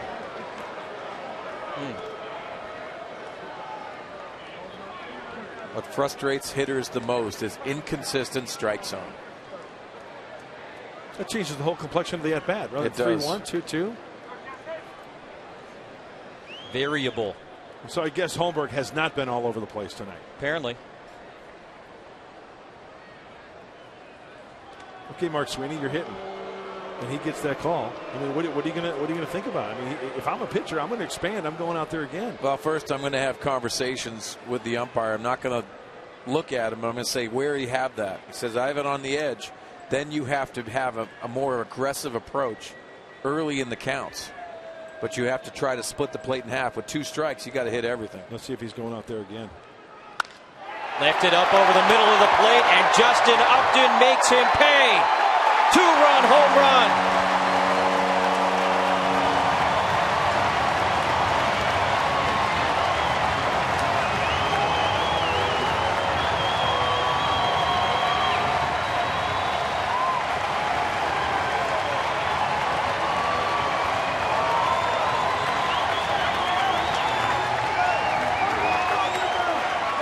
20th of the season and 15th at home.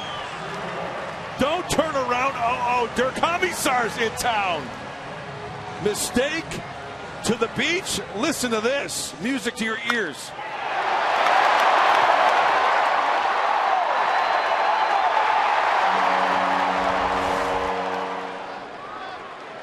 You know what I like about that, Mark Sweeney?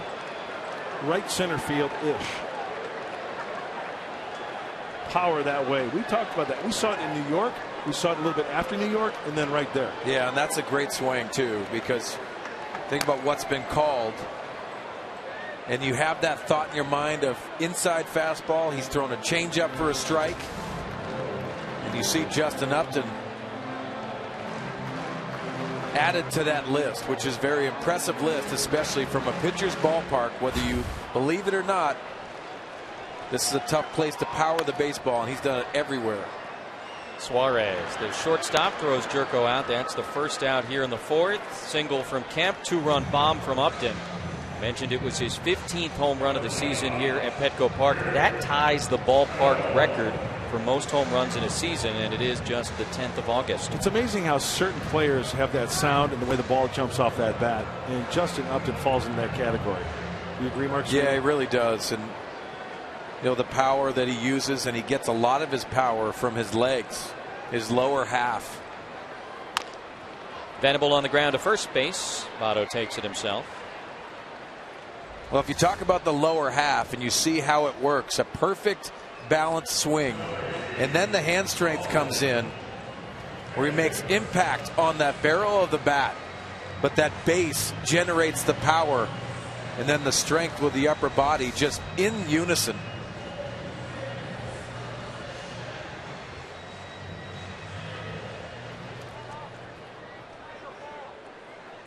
It's particularly satisfying after that called strike 2.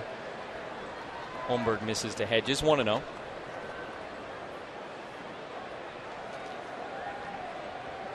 Austin walked his first time up. One of 3 free passes offered by Holmberg, and now 2-0.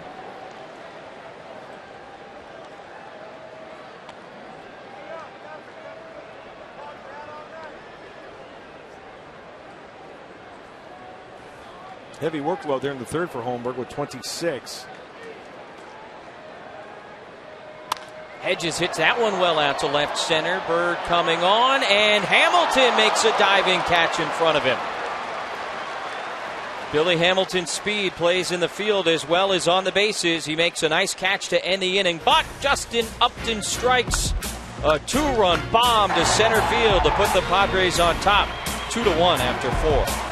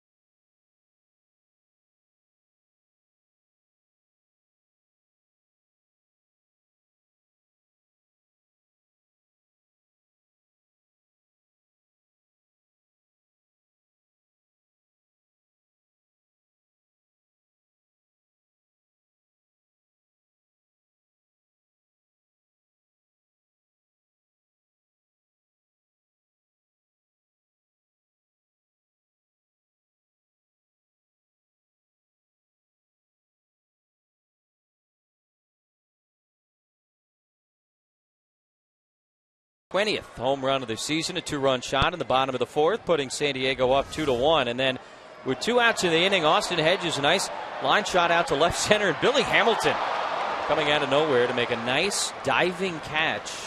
Kind of came down awkwardly, but stayed with it and did his thing out in center field. You know, Mark, I never played the outfield, but I tell you what I saw on that play.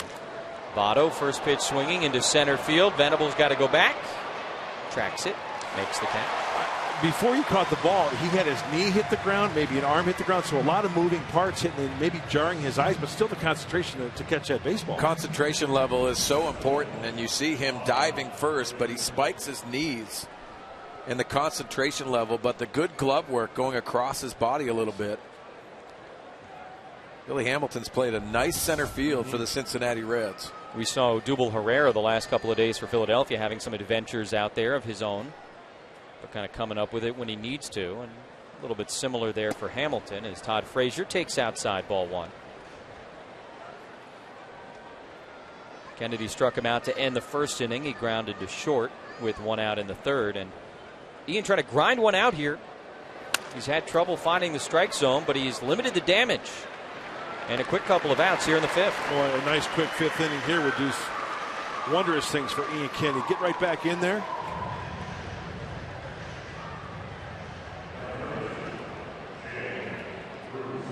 The 1 for Cincinnati in the run column coming courtesy of this guy, Jay Bruce. First pitch he saw leading off the top of the 2nd. Hit out to right center field for his 200th career homer. Padres and the Reds playing some long ball. Teams put up a lot of runs in their series in Cincinnati back in June. And Kennedy delivers strike 1. Of course, Great American Ballpark plays a little bit differently than Petco. Yeah, it plays like Williamsport. It's good. Guys like me felt like they were King Kong when you went there. You played there, right, Mark? I did. Honestly, you feel very good as you see the hitting coach, Don Long, talking to Joey Votto.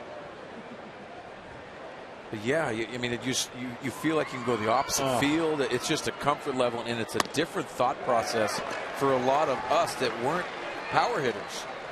You know, you look at a lot of highlights when they come to you from Cincinnati. You see the center field camera angle. When the guy hits it, you see the trajectory of the ball. You think, oh, that's a pop fly to right center from a right-handed hitter. It's like 12 rows up. Going Oppo Taco. Played at the wrong field, obviously. Didn't I?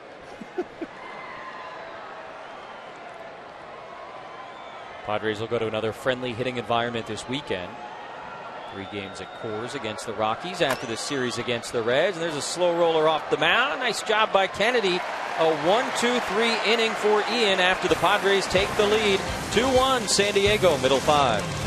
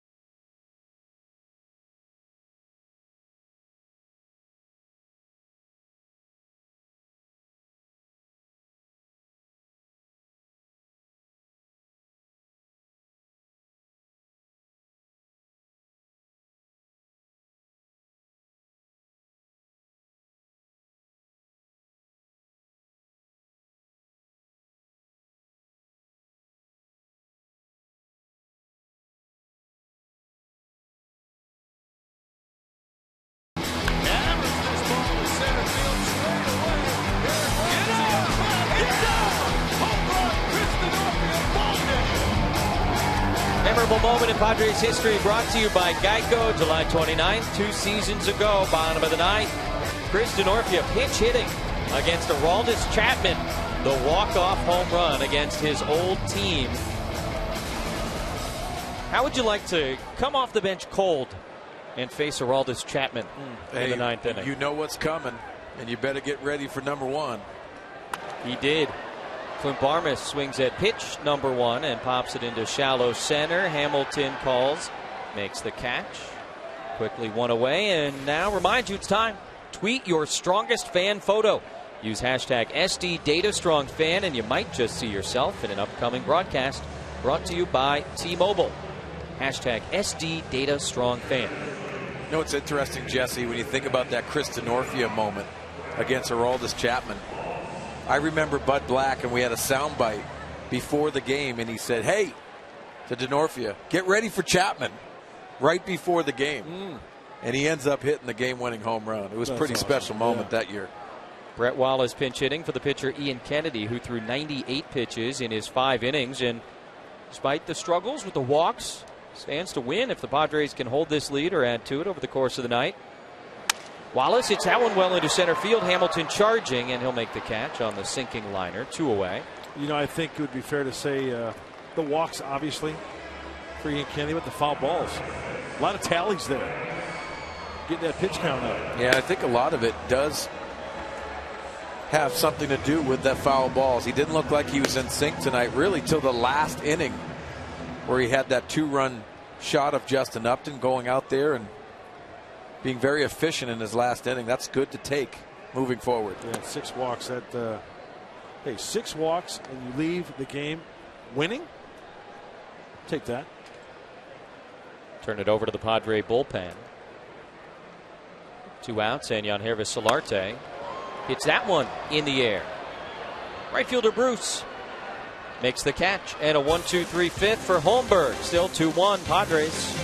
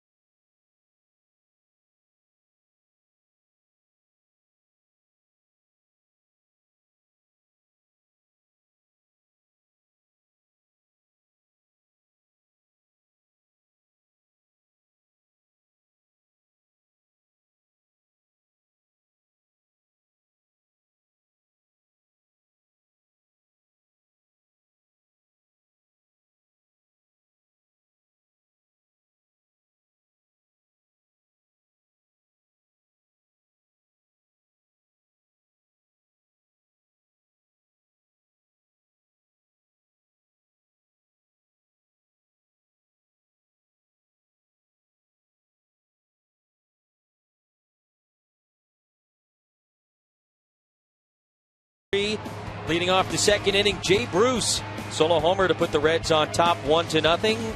Ian Kennedy, though, would settle down and hold the Reds off the board after that, but also didn't get a couple of calls, including that one that Pat Murphy was not happy about, and Murph got into it with the home plate umpire Tony Randazzo and would eventually be ejected for the first time as a big league manager.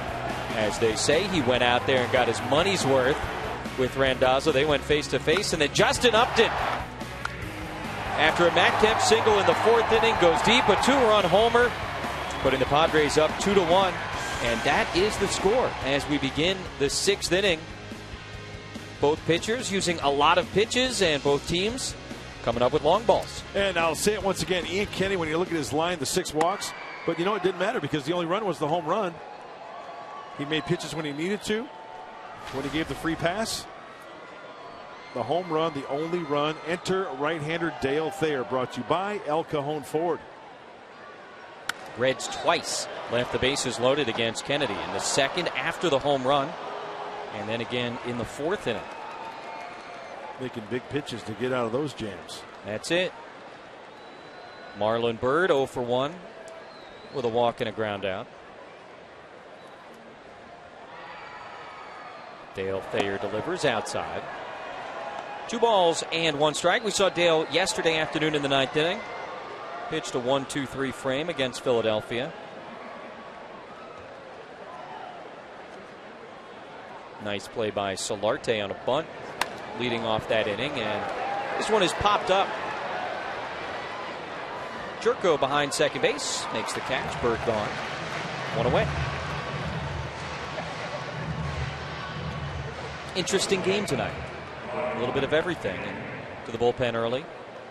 And if Kennedy wasn't able to sort of get through the 5 innings, Padres do now again have a kind of legitimate long guy out in the bullpen, with Colin Ray set to make his major league debut tomorrow. Odrisamer Despaigne out to the pen. And Jesse, I like that point too, because if you think of trying to manipulate the game and you have an Odrisamer Despaigne out there that's already pushed to innings limit where he can go out there and throw multiple innings, it's just such a benefit for your bullpen, and it sets up this rotation so much better having that long guy to really go to. It's a weapon. No question about it, because the way the bullpen has been used recently, 4 pitchers last night, 3 pitchers on Saturday, Friday 2, 4, 6, and that catches up to you. Ian battled, left with the lead. Now it's time for the Padres to hold him and add on. Pena rolls over on the changeup, grounds it to Jerko. 2 away for Thayer here in the 6th. Glad to see Dale out there getting 2 quick ones, quick outs, and a nice changeup for the 4-3 play.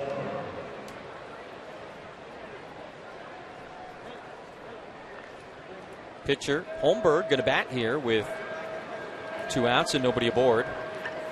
And again, Cincinnati and Brian Price using the pitcher in the 8th spot. So instead of, a position player with 2 outs, nobody on in a 1-run game in the 6th, it just so happens this time the pitcher comes up in this spot. Jesse, you wonder too, with Brian Price having to make a decision in the middle of the ball game. Padres go with a pinch hitter. Brian Price decides not to. That might have something to do, like Mark talked about, what they used in the previous series. How many guys were used? How taxed is the bullpen? Also, another thing you might be thinking, hey, I like still, even though we trail by 1, I like what I see out of Holmberg, because the ERA collectively is 12th in the National League with an ERA of 4. That has a consideration as well for the Cincinnati Reds. Early action out in the pen. Starting to flap the wings a little bit. Holmberg sacrificed his first time up, struck out looking. He's 0 for 1.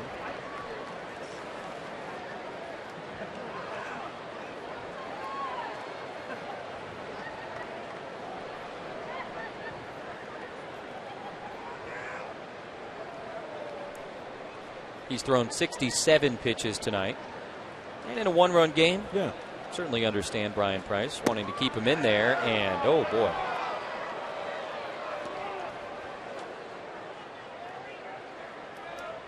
Another close one.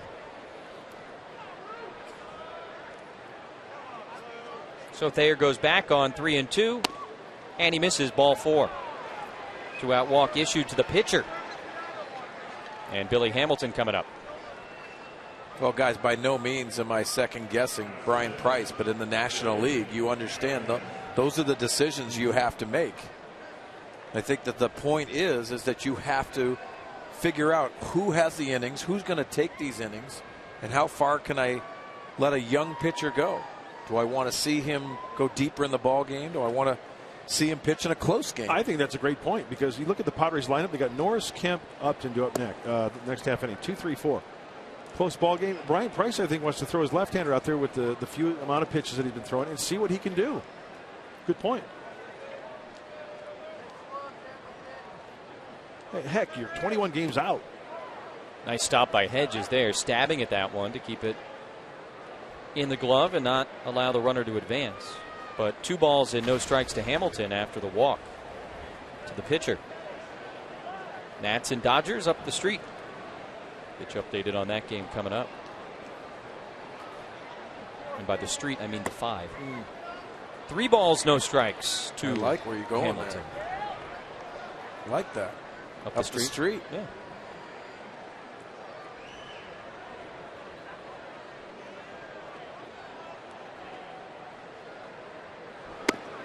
Right down the middle.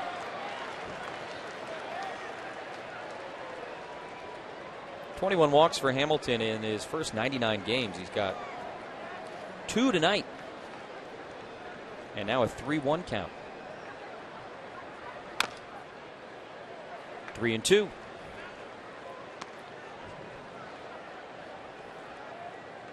Ball 4 to Hamilton in his last plate appearance was the pitch that essentially got Pat Murphy ejected. Let's peek in with Austin Hedges and see what he puts down here. Fastball, challenge him. Good old fastball away. Have him hit it to left field. Holmberg off and running, and it's popped up. Shallow center field.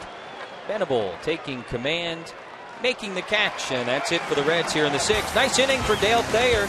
Norris, Kemp, Upton coming up.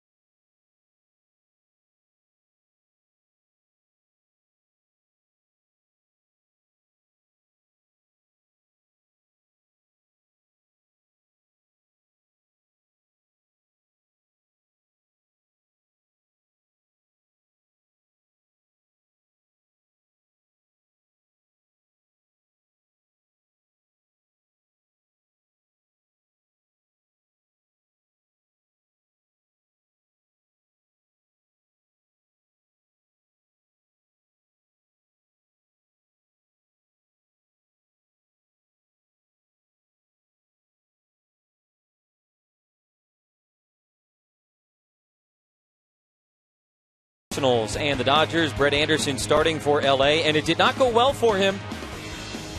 They don't have football in Los Angeles, but it's 7-0. Nats have kicked the extra point, and they are all over the Dodgers. Other stuff around baseball. Well, Howie Kendrick, mentioned him with the Dodgers, of course, placed on the disabled list today with a hamstring. Earlier we mentioned Johnny Cueto, a 4-hit shutout. And Carlos Gonzalez is hot. How about Cargo? Very hot. Oh, my gosh. Listen, we saw him here, and he struggled. Looked very uncomfortable. But, man, is he putting on a home run display. Yeah, the Padres pitchers were just eating him up, weren't they? Mets beat the Rockies at Citi Field. As Derek Norris leads off against Holmberg, and he takes the big breaker for a called strike. Mark Sweeney, I know we had our inside corner earlier. A job well done by you. Oh, that was fun, wasn't it? And I know you like the Mets, right? I do. I'm going to take the Nationals. So how about a little side wager? Just a little friendly bet. I'll take the Nats. You take the Mets. It's going to be quite a race, huh? Let's do a rack of ribs. All right. Sean Kelly up in the Padre bullpen. I mean, we can invite that kid that we saw earlier. Join us. Yeah. Kid with the hot dog. High strike called to Norris. Wow. There he is. We got a ball, too. Good for him. Got a hot dog, a baseball. Cool hat. Reaches. Bounces back towards Kemp in the on-deck circle. Look alive. I think almost Derek Norris had to swing at that pitch because of the way the strike zone's been. That pitch clearly off the plate. Well, I'll tell you this, guys. I mean, now it's in your mind as a hitter. And if you're starting to take borderline pitches and they're fastballs and you can get after it, I think it's on you. You know, that's when you take a pitch and you immediately look back and you hope he calls it a ball. But your aggression has to be from pitch number 1 when it comes to the inconsistent strike zone tonight. 2-2 to the Padre first baseman, and Norris down the left field line. Could be extra bases. He's on his way to second as Bird waits to dig it out. And a 2-bagger for Derek Norris, his 23rd double of the season. Mark Sweeney, I saw a changeup. Take it from there. What do you see in this swing on this off-speed pitch? Well, Derek Norris, and you see it from the side, just taking a look at that pitch. When he pulls his hands in, he keeps it fair. Instead of hooking it, if he gets this too far out in front, he hooks it around the bag, and it possibly could be foul. But that's nice hitting by Derek Norris. The leadoff double. Nice way to start an inning, and especially when you got Matt Kemp and Justin Upton due up next.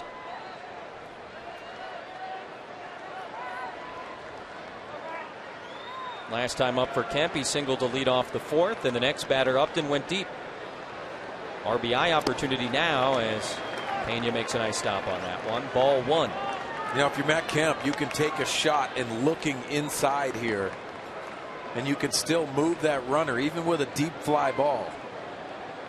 But you take that shot and then you start looking at right center and trying to move him and also get him over and getting him in. Yeah, you can see him working his hands inside that baseball. And I credit Matt Kemp too, because he has that ability, but his thought process is right. We've seen Matt a handful of times this year getting buried inside and fighting it off. A little looper over the second baseman's head. Well, those are the things when you're not playing consistent baseball and winning games you have to do. Middle of the game, you have to try to increase that lead.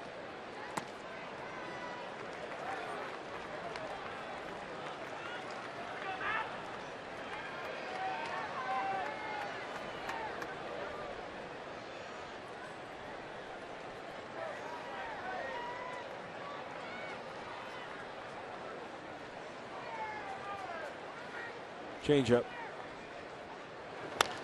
And back to Holmberg, who checks Norris back to second base. Finishes Kemp off, one away. Justin Upton strides towards home plate. Last time with Kemp aboard. 2-strike pitch, and he did not miss it. 20th of the season. 15th. At Petco. Yeah, who says you can't hit him here at Petco? Not Justin Upton.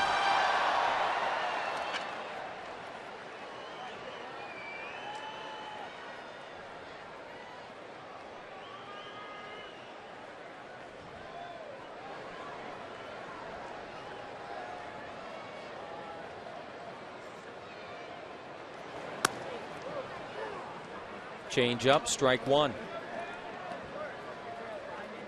No Padre has ever hit more than 15 homers here in a single season. Upton's next will be a new record.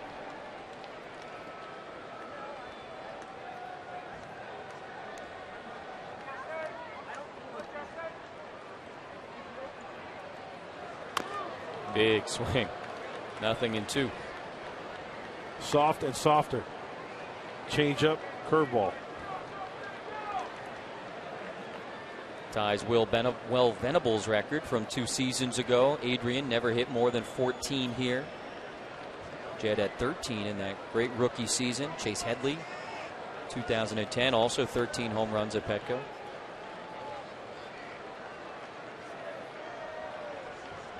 True power. Change up low. Ball and 2 strikes. How do you lay off that pitch? That was a pretty good pitch. This ball's down. Oh.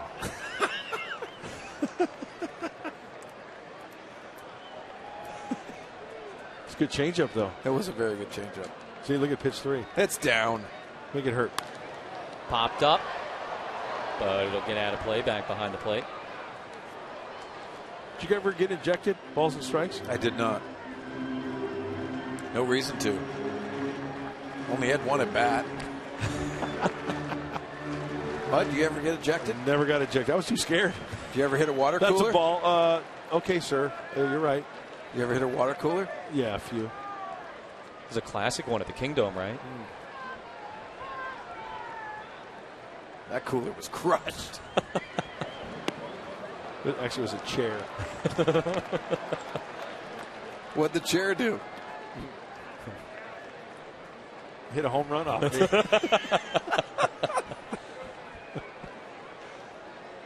Hey, there's Will Myers. Look at how anxious he is. Always talking ball, always talking to somebody. Got to get him back in the lineup. I agree. It's been one of the problems with this offense, I believe, that Will Myers and embracing that leadoff position. Doing a nice job with it, scoring a lot of runs. Riley Westman on the left. He works with the catchers up and down the Padre organization, major leagues and minor leagues. Been too long. It has been too long. Hey, good battle going here. Had him down 0-2. Justin Upton. Norris hit second, one away, and a 3-2 pitch coming. Takes strike 3. Change up, and it caught Upton looking, 2 away. A lot of off-speed stuff. Holmberg, Justin Upton. Remember the home run earlier, it worked a full count. Soft, Mark Sweeney. He's getting him really out in front of his front foot, trying to really have him stay back. Justin Upton does. What do you see in this at-bat? Looked like one fastball during the at-bat. Well, that was the fastball that I think he missed, and he fouled it back, but he wanted to still continue to go soft with the base open. He was not going to give in to Justin Upton. Only one fastball that at-bat. It looked like he was up and in a little bit. Then he fouled back. Jed Jerko, 2 outs, man on second base. Leadoff double for Norris. Kemp ground out, Upton strikeout, and now Jerko. Upton's 2-run homer in the 4th, the difference in this game. Justin Upton came into tonight's game tied for the major league lead in game-winning RBIs. If this score holds and the Padres maintain or extend their lead, he'll add to that total.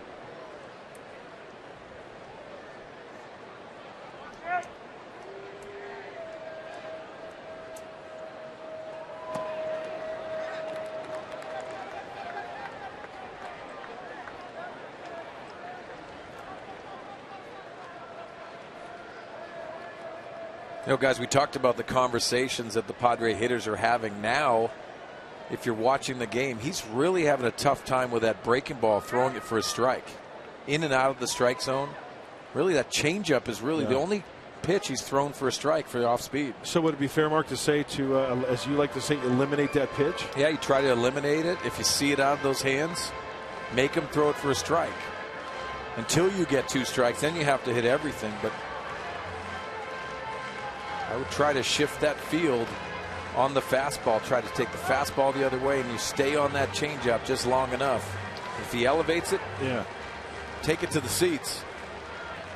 Brian Pena doing all the talking right there in that conversation.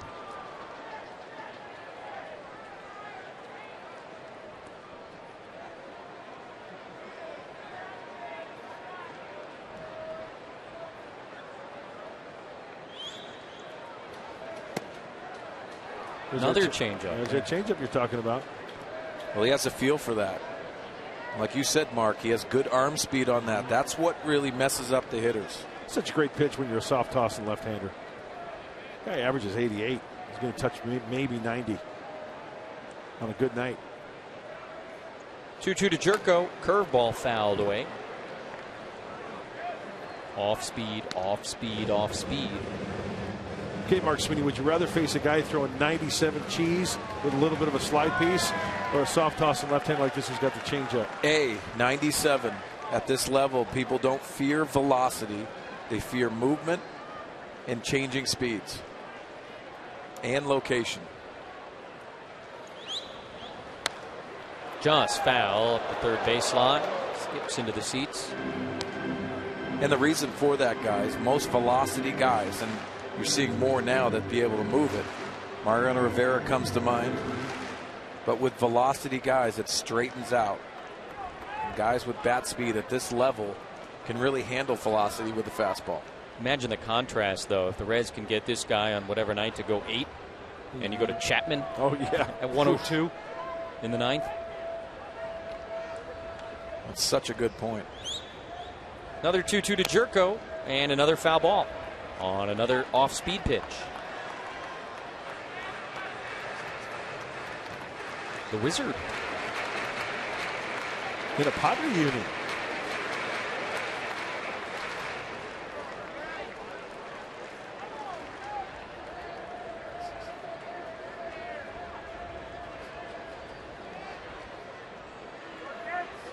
Good battle here with Jerko and Holmberg.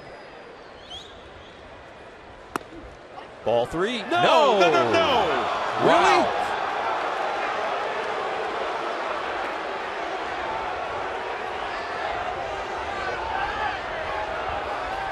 Strike 3 called, and that's it for the Padres here in the 6th. They lead 2-1.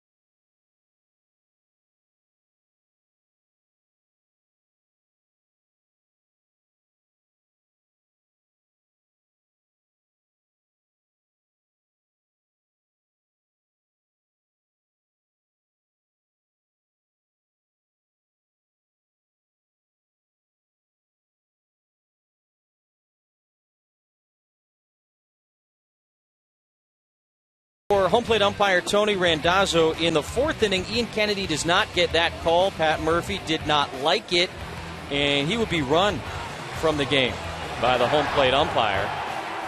And now kind of fast forward to just a few minutes ago. In the bottom of the 6th inning, Jed Jerko on 3-2. Look where this pitch is, and that was strike 3 called. That's brutal. Taking the bat right out of Jed Jerko's hand. Padres with a 2-1 lead as Sean Kelly comes in relief of Dale Thayer. Very important. Pitched a scoreless 6. Very important inning for Sean Kelly, only leading by 1, trying to piece together this ball game. Getting late. Big key also to get the ball into Craig Kimbrell's hand. Yonder Alonso into the game at first base, so Derek Norris done for the night. Austin Hedges remains behind the plate, and the top of the order for the Reds against Kelly: Phillips, Suarez, and Votto. Big swing and a miss. 0-2 on the Reds' second baseman.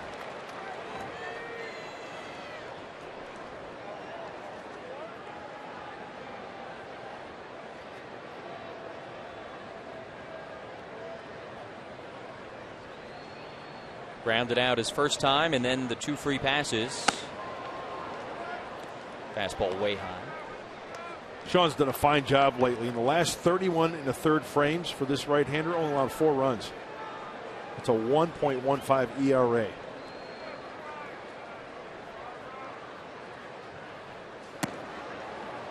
Overthrows a couple of fastballs. 2-2. And in that time, those 31+ innings, 33 strikeouts. Always good when the strikeouts are higher than the innings pitched. For a pitcher, 2-2 to Phillips, and he reaches down and lines that one to left. Upton coming on, not going to get there. Well, Brandon Phillips hit a tough pitch. Leadoff single here in the 7th. Went down and got a slider out of the hand of Sean Kelly. Got to protect. Let's go down and get this one. On contact below the knees, in between the foot and the knee at the shin. And here it is from center field. Good tilt. Brought him to his knee.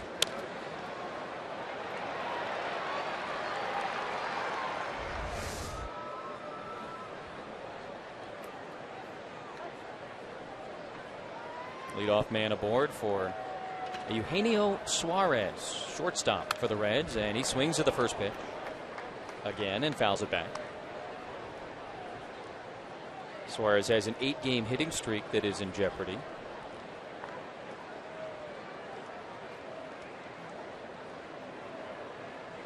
Nice numbers on the season, in place of Zach Cozart.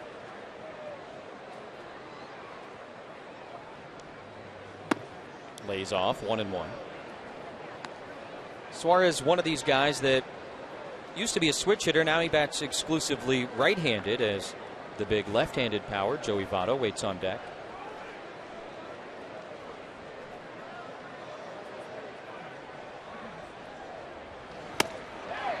One and two. Good slider. Missed with the previous pitch and went right back to it. Catches the plate. That shows you how good of a slider that is out of the hand of Sean Kelly.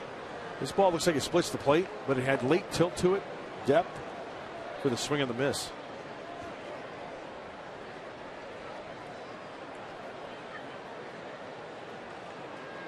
One-two to Suarez, and he lays off. It scoots away from Hedges. Ooh, might have had a throw back to first base, but he couldn't get it with the bare hand.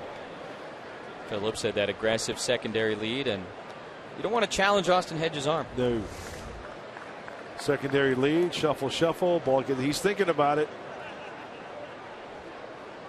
Austin Hedges is like, don't you dare.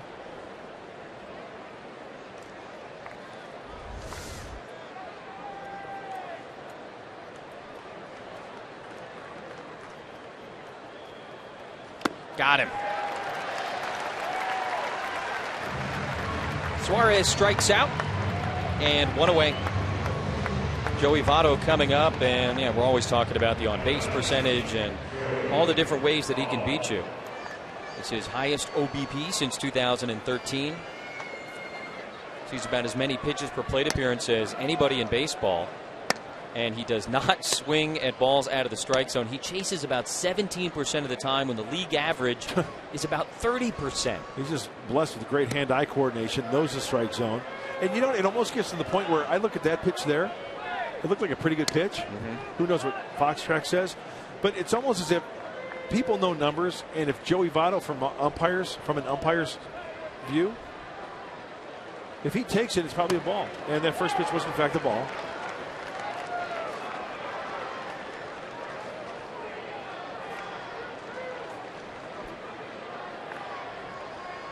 Just in the last month, his on-base percentage is over 600. That's like softball numbers. Beer league. MLB average is about 300. Yeah. Double that. No big deal. Fouls that one back to the screen. 1-2. But you know what, though? I look at the way the Padres pitching staff has pitched him tonight. 2 strikeouts, a fly out to center field. Sean Kelly's got him in the hole here, 1 and 2. Done a great job against him.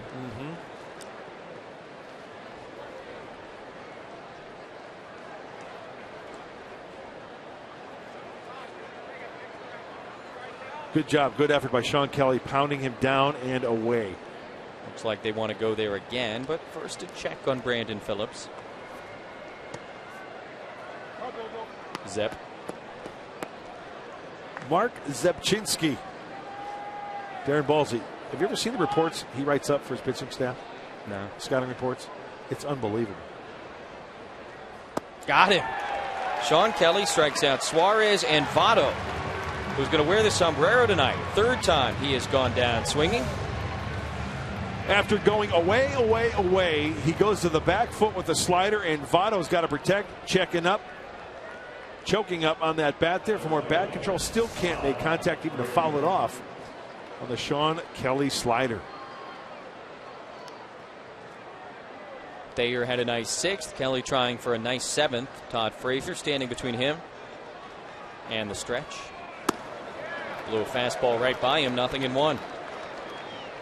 Frazier, like Votto, held in check tonight. 0 for 3 with a strikeout, couple of groundouts.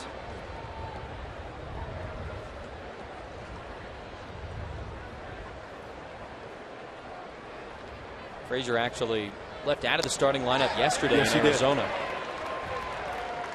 Had a tough first couple of games against the Diamondbacks, and Brian Price gave him a rest. Came on as a pinch hitter, but pretty unusual. But he's just 5 for his last 45.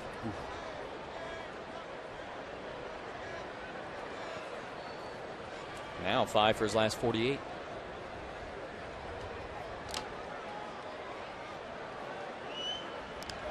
Sean Kelly trying to make it 5 for his last 49.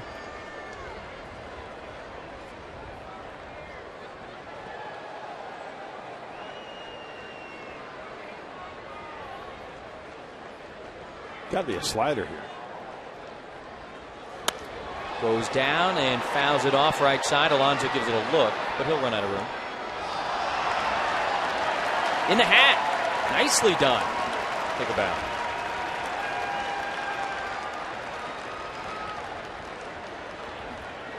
Yeah, life is good. We got a foul ball, going home with a souvenir and rocking the 20-ouncer. Yeah. If you don't bring your glove to the park, use your hat. He went two-handed. A little more firm, less of a chance of a deflection. It's good form. So is that.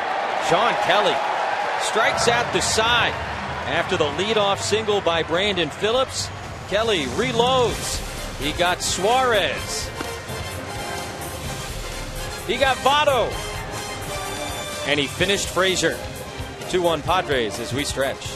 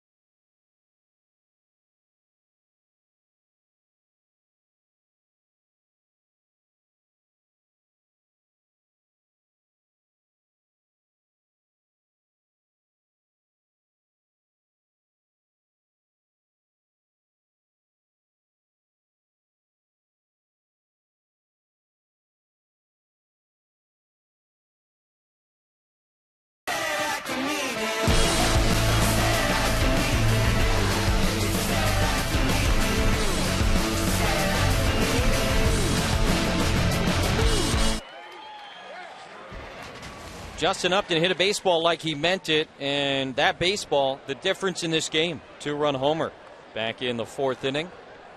Padres celebrated Hall of Fame weekend this past weekend, and the Sandcastle guy in on the action. Did that home run dent the sand sculpture? I hope not. Looks like it's intact. That's beautiful work. It's awesome. Great job. Will Venable leading off the bottom of the 7th against David Holmberg, who's still out there. 5 strikeouts for the 24-year-old lefty. This is the 11th consecutive game that the Reds have started a rookie pitcher. And tomorrow will be the 12th.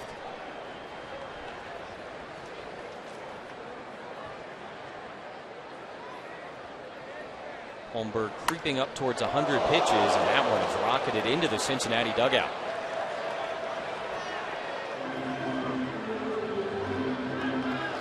Billy Hatcher.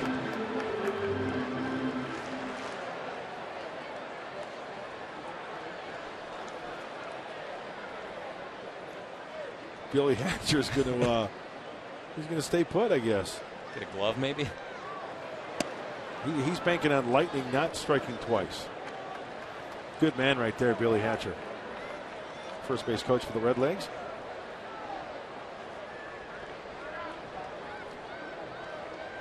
Billy Hatcher, teammates with the Reds in the 80s with Max Venable, Will's dad. Billy Hamilton, you know he can steal bases, but check this thing out on Fox Vision. He's got a long way to go. It's that first step, but even when he doesn't get a good first step, he can still have good closing speed. 80.5 feet he had to go to glove that one on the dive, taking the bat out of the hand of Austin Hedges. A nice play. Now the longest outing of the career of young David Holmberg, and he delivers a curveball strike to Hedges. Just his 9th big league start. You mentioned Max Venable. He's watching the game tonight. Proud grandfather. Absolutely. Congratulations to all of the Venables. I had the pleasure and privilege of playing a spring training with Max with the Giants back in 1984. And then he was traded that spring. Hedges reaches out, grounds that one off of Holmberg, and is just sort of going to die on the grass. Infield single for Austin Hedges. He's aboard for the second time tonight. And a one-out base runner. You know, we often hear of changeups out of the hand of the pitchers. Well, I've always thought there's been changeup off the bat because sometimes pitchers are fooled by the swing and it's either a jam shot or off the end of the bat. Let's see where Austin Hedges gets this one. Off the end of the bat. So the pitcher sees the swing, but the ball doesn't come off as sharply and as quickly, and the pitcher's anticipating. It's like, okay, get here, get here, get here, and it kind of throws the pitcher off a little bit. Strike one to Clint Barmas. And it's tough to field sometimes. I want to correct myself, by the way. A moment ago I said 11 straight starts by a rookie pitcher for the Reds. It's actually, this is the 12th. Either way, a rookie rotation. By the way, speaking of speed, something you can bring to the ballpark each and every day. Not only did he travel 80.5 feet, Billy Hamilton, on that Austin Hedges play, he was running 26 miles an hour. Like a gazelle. Get in your car and go 26 miles an hour. And think about a person doing that on their legs. Shallow right. Bruce cannot run that fast, but he can make a nice catch. Good sliding catch by Jay Bruce out in right field. Once again, I think a tough play for any outfielder. Right-handed hitter, and it's a big swing, gets jammed, and then all of a sudden you've got to turn it on. You really don't see Bruce yelling, I've got it, because he's got to contend with Brandon Phillips. Always trying to avoid a collision out there. No harm, no foul, and that's a big out.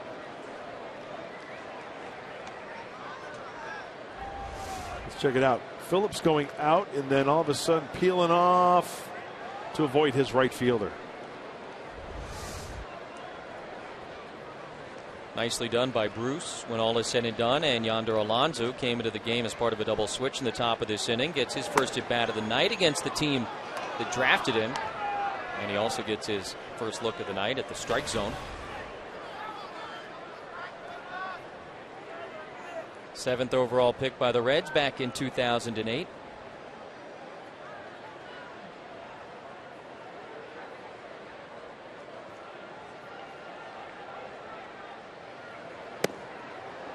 Strike two.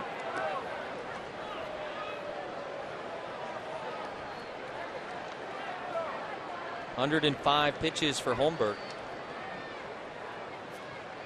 106 in a start at St. Louis last season is the most he's ever thrown.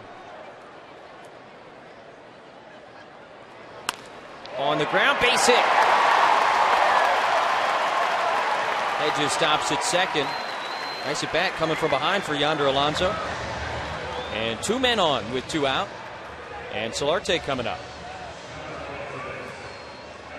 Hey, keep battling. Put the ball in play. Find a hole. Lefty on lefty. A good sign for Yonder. Placed perfectly in between Votto and Phillips. Next. Done a good job this season against left-handed pitching. Done a good job in his Padre career against the Reds. Up over 320 in 21 games against Cincinnati with the batting average.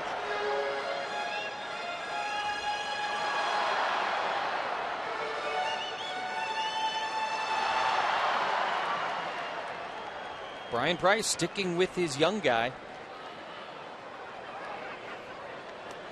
2-run homer for Upton in the 4th. Looking for more here in the 7th. And strike 1 to Solarte. Mr. 8th inning, Joaquin Benoit.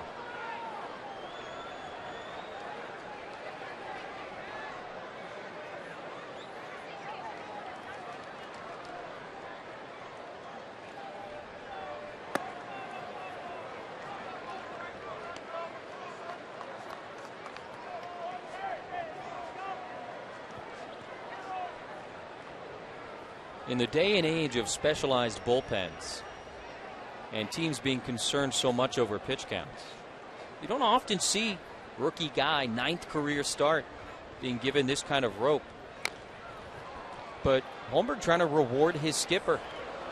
I think that says a lot about what Brian Price thinks about his left-hander. And like I said earlier, these Reds are 21 games out. Why not give him some leash? No, I agree. See what he can do. I'm a big fan of that. No, I'm with you. On the job training at the big league level, you bet. Bring your lunch pail, do your thing. Hard hat. Thermos full of coffee. Old school.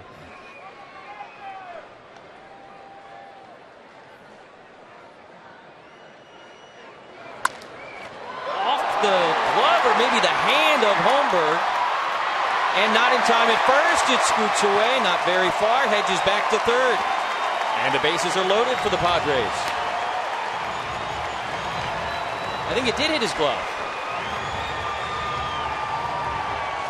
Infield single. The little cherub loves it.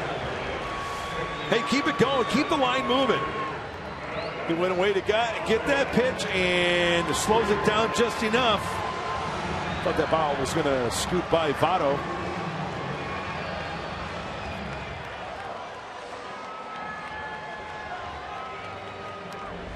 Infield single for Solarte, and that is it for Holmberg. He departs with the bases loaded, 2 outs, and pinch hitter Melvin Upton Jr. has been introduced for the Padres. 2-1 in the bottom of the 7th.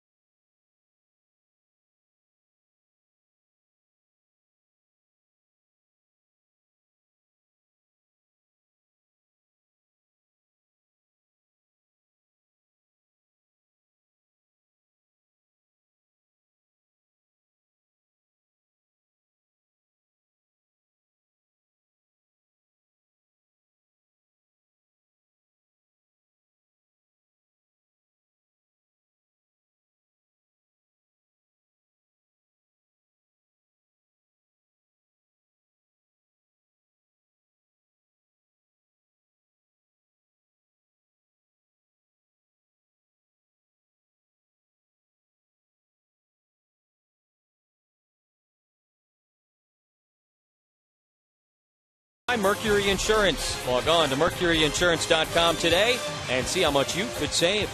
By Petco, what we feed them matters. And by 5-Hour Energy Shots. Have you tried great tasting 5-Hour Energy lately?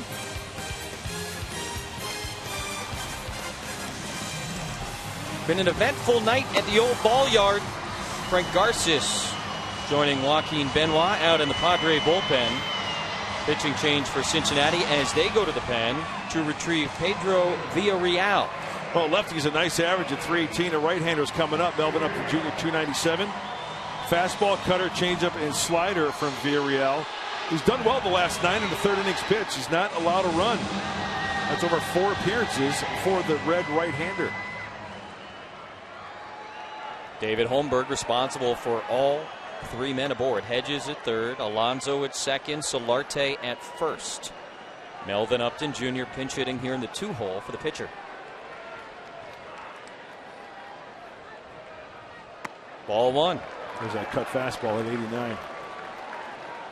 On the season, Melvin Upton 4 for 12 in the pinch.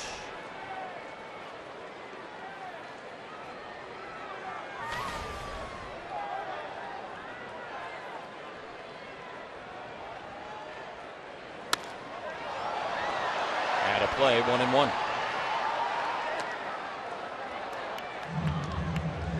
New pitcher, new batter, in a big spot here in the 7th.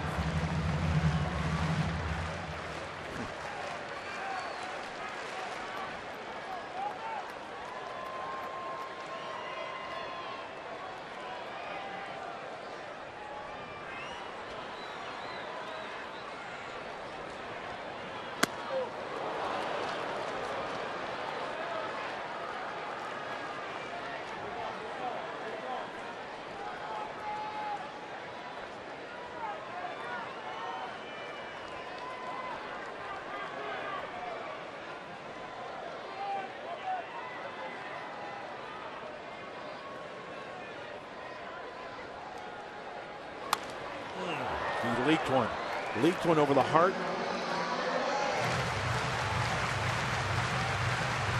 Up just enough.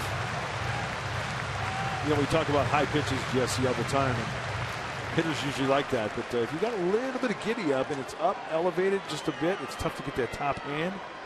Then you work underneath it and you get a lot of foul balls.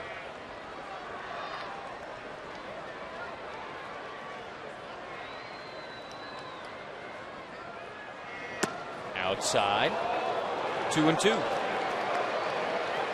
And the fans having a little bit of fun with the plate umpire, Tony Randazzo.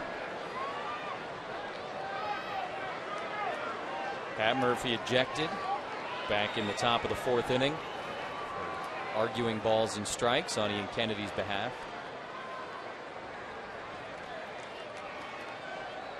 Two to Upton.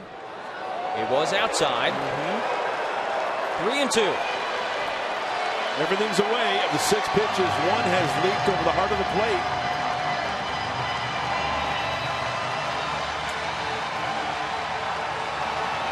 Yeah, this is what I love.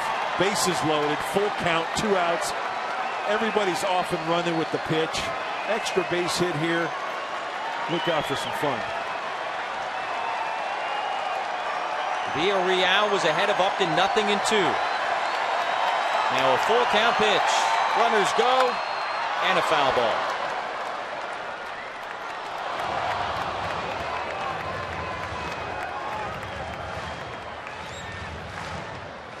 Hedges back to third, Alonso back to second, and Solarte on his way back to first.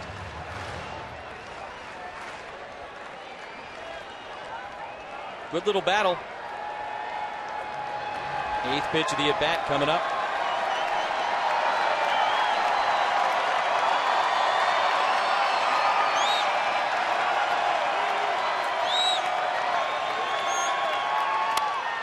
Popped up on the infield.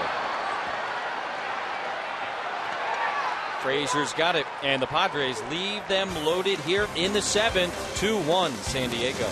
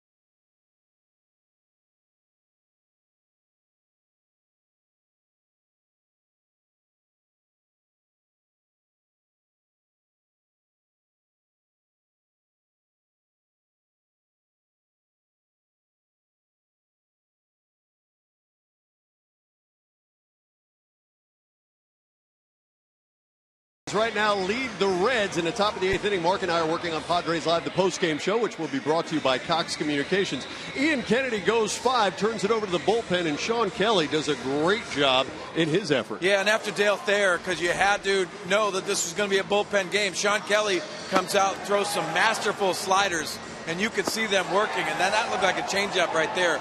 But again, working his way, they had to bridge the gap to Benoit and hopefully Kimbrel. Yeah, that slider was filthy. Top of the 7th, just the base hit to Phillips before Kelly goes ahead and deals. So that's where we stand 2-1. When we see you on the postgame show, we'll break down everything that happened here. We're going to take you around the league, show you some highlights from all around baseball, and we'll get you inside the clubhouse. You're going to hear from what we hope are a collection of heroes in tonight's ball game and the interim manager, Pat Murphy. Jesse, Mark? Mike, Mark, thank you very much. Lots coming up. Padres Live, the postgame show, and the premiere of the Derek Norris Spotlight. After that, looking forward to a fun night of Padres baseball on Fox Sports San Diego, even after the game is over. Joaquin Benoit on to face Jay Bruce. He swings over a changeup. Strike one. 50th appearance of the season. Hey, he's your 8th inning guy. Stop him while he's passing by. Fastball 95. Cambio. Bruce in the air to center. Venable goes back, and that's 1 out here in the 8th for Benoit. Well, we promised you earlier in the night, we've got it. Tonight's T-Mobile strongest fan photo. Tweet yours using the hashtag SDDataStrongFan for a chance to be shown in an upcoming broadcast. Brought to you by T-Mobile. Hey, Rick, thanks. At Reb Kettlebells. Hey, must be a CrossFitter. Working the kettlebells. There's a little cherub front row still hanging in there, hoping for a Padre victory. It's been an exciting game. He's in. Slider to Bird.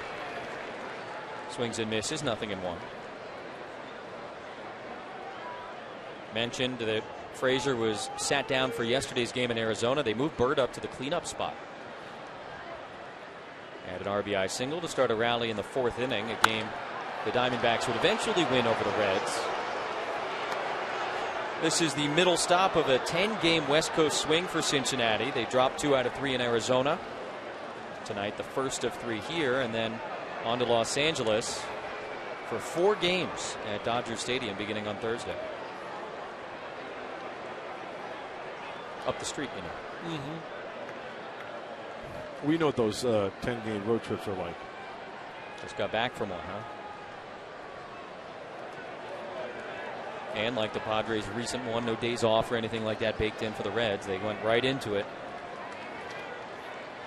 Those can be tough. 0-2 to Bird. There's that 95 for you with a little bit of movement. And while we have a moment, just as a little reminder, this copyrighted telecast is presented by authority of the San Diego Padres and may not be reproduced, retransmitted in any form, and the accounts and description of this game may not be disseminated without the express written consent of the San Diego Padres. Bird walked his first time, was also grounded out, popped out. Fouls that changeup back towards the dugout.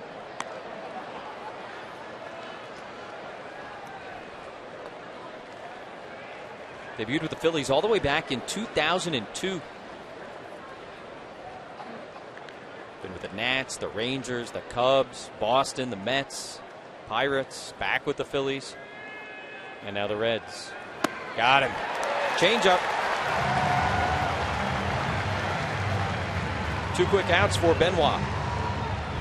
I got Bim Bam Banana Pops, Dixie Cups, all flavors and push-ups too. I got the changeup also for the strikeout. He's your 8th inning guy. Stop him while he passes by. Grammy-nominated Mark Grant. Catcher Pena with 2 outs and nobody on.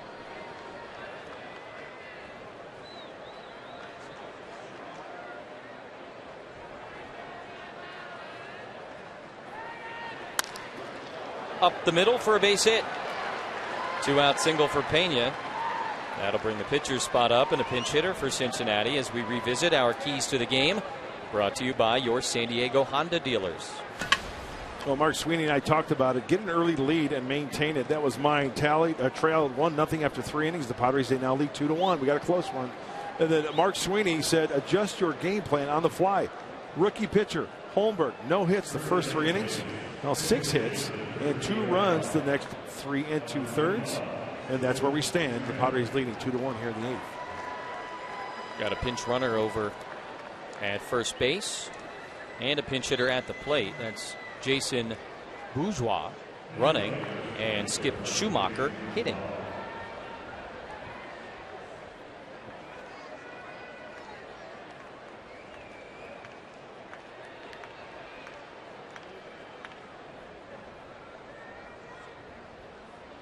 Tying run at first base. 2 outs. And ball 1 with a fastball to the former Cardinal and Dodger, Skip Schumacher. He's been Mr. Pinch Hit for these guys. You see the overall numbers. 42 at bats as a pinch hitter. That's a lot. Yeah, it is. You know, I've always liked Skip Schumacher. One of those guys who puts together a good at bat. Rolls over on this one, and Alonso will take it himself. See, now all my pitches are guaranteed to satisfy. Not bad. Upton and Kemp both coming up as the Padres look to extend the 2-1 lead in the 8th.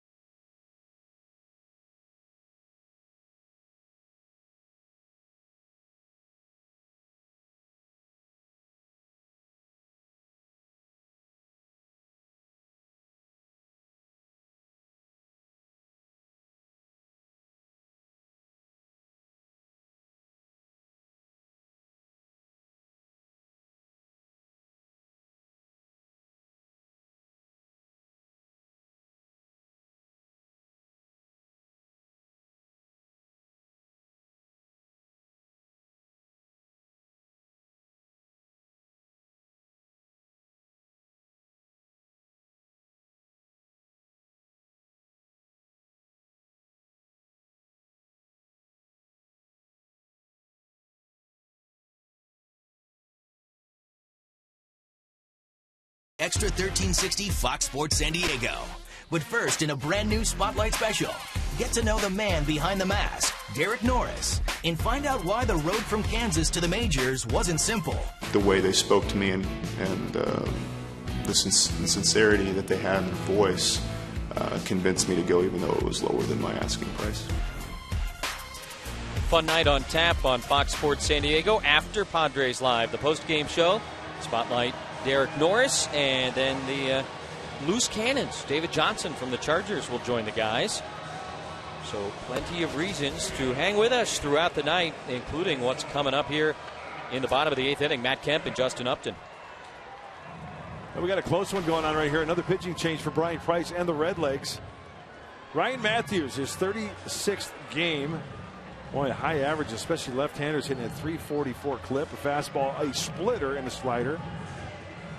Heavy on the fastball. He really relies on that. He's got a sinker. And occasionally he'll straighten that out by throwing a four-seamer. And Jesse, he hits about, it's like in the low 90s on the fastball. Waiver claim from the Angels back in May. And he'll be throwing to a new catcher after Pena was pinch run for. Matt Kemp takes a little bit outside, ball 1. There you go, Tucker Barnhart back behind the dish. Kemp 1 for 3 with a single and a run scored. That's a strike at 94.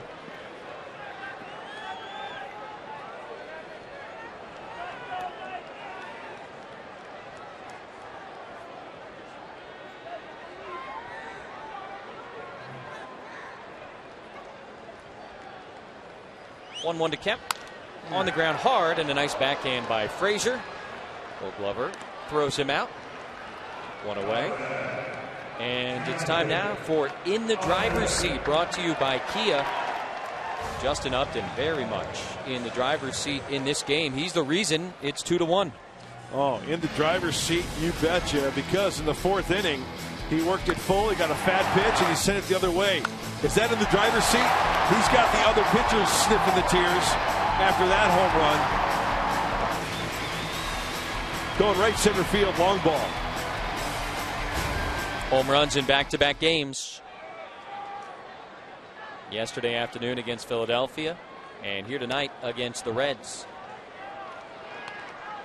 It's been 2-1 since the bottom of the 4th. Interesting night for the starting pitchers. Ian Kennedy threw a lot of pitches, walked 6, but gave up just a run on 2 hits in 5 innings. David Holmberg, couple of runs, pitched into the 7th. And the bullpens so far doing their jobs. Yeah, that run, as you see Craig Kimbrell heating up. A solo shot to Jay Bruce off the pitch of Ian Kennedy in the 2nd. The walks didn't score. Reds left the bases loaded twice. Padres have done it once. Last inning. Fastball misses.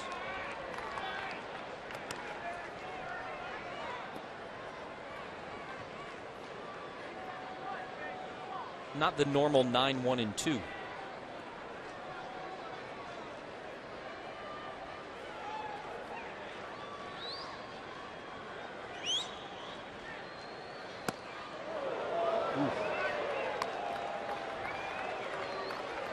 93 on the fastball that leaked in off the plate a little bit.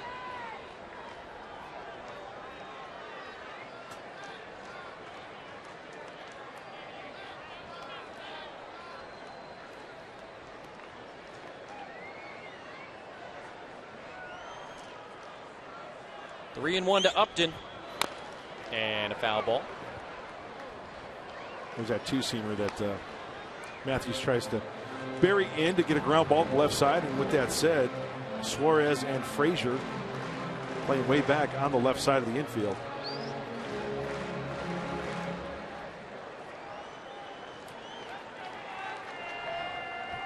A lot of full counts tonight from all the pitchers. Lays off, ball 4. Good eye by Justin Upton, who draws a walk, and we check back in on our pick the stick choices. And if you were with Sweeney tonight, oh, you're feeling pretty good. Oh, he's got a long way to go. Anyway, Chris Button, who's in the first place. Allie Sturm taking the place tonight with 1 point, and she's maintaining her lead at 234.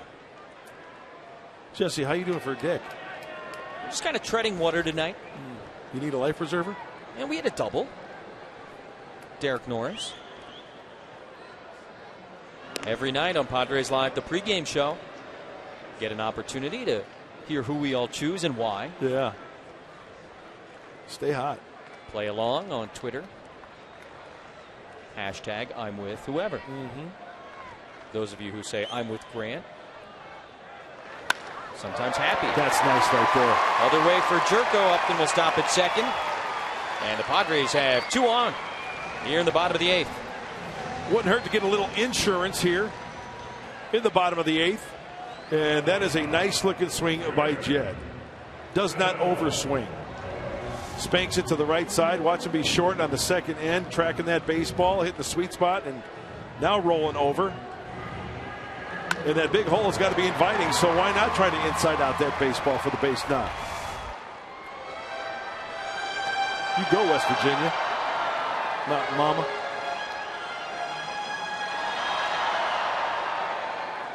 Venable had 3 hits in yesterday's game.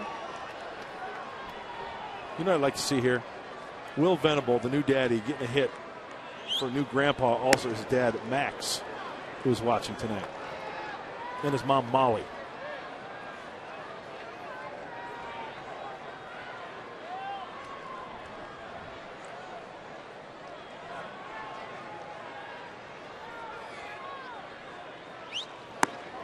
One and 1.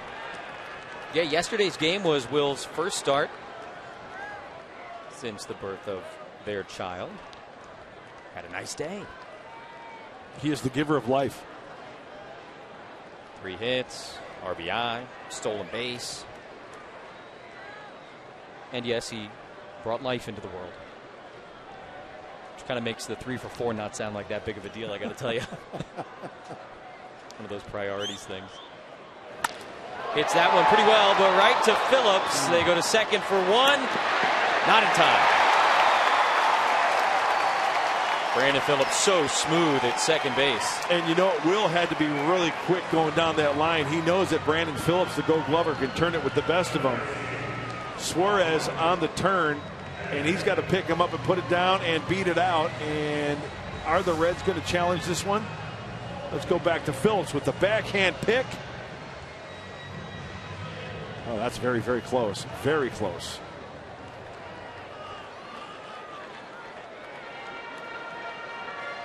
I got safe. Ditto. Fielder's choice. Runners on the corners. And Austin Hedges. Been on base twice tonight with a single and a walk. He also hit that ball that Billy Hamilton made the running catch on.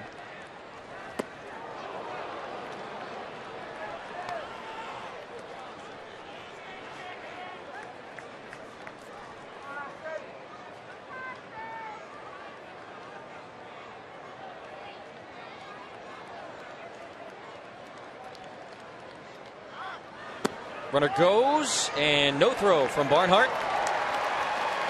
Will Venable steals a base for the second consecutive game. Hey, now the Reds can't go the short way at second base, and that play's huge. Leg kick, off and running. That's the old fake play, hoping Barnhart's going to fake that, and the runner, but they're not going to bite at that. 2-man scoring position for Hedges.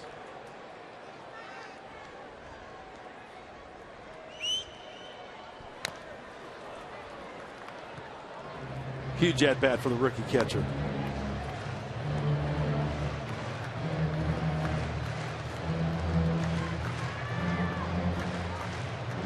.276 average in his last 11 games coming into tonight.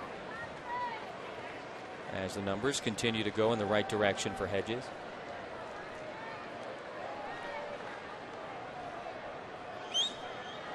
Got him. Matthews fell off the mound, but he's able to strike out Hedges, and that's it for the Padres here in the 8th. But at Petco Park, it is Craig Kimbrell time. Closer's going to come on for the first time in too long and try and finish this thing off. Padres with a 1-run lead headed to tonight.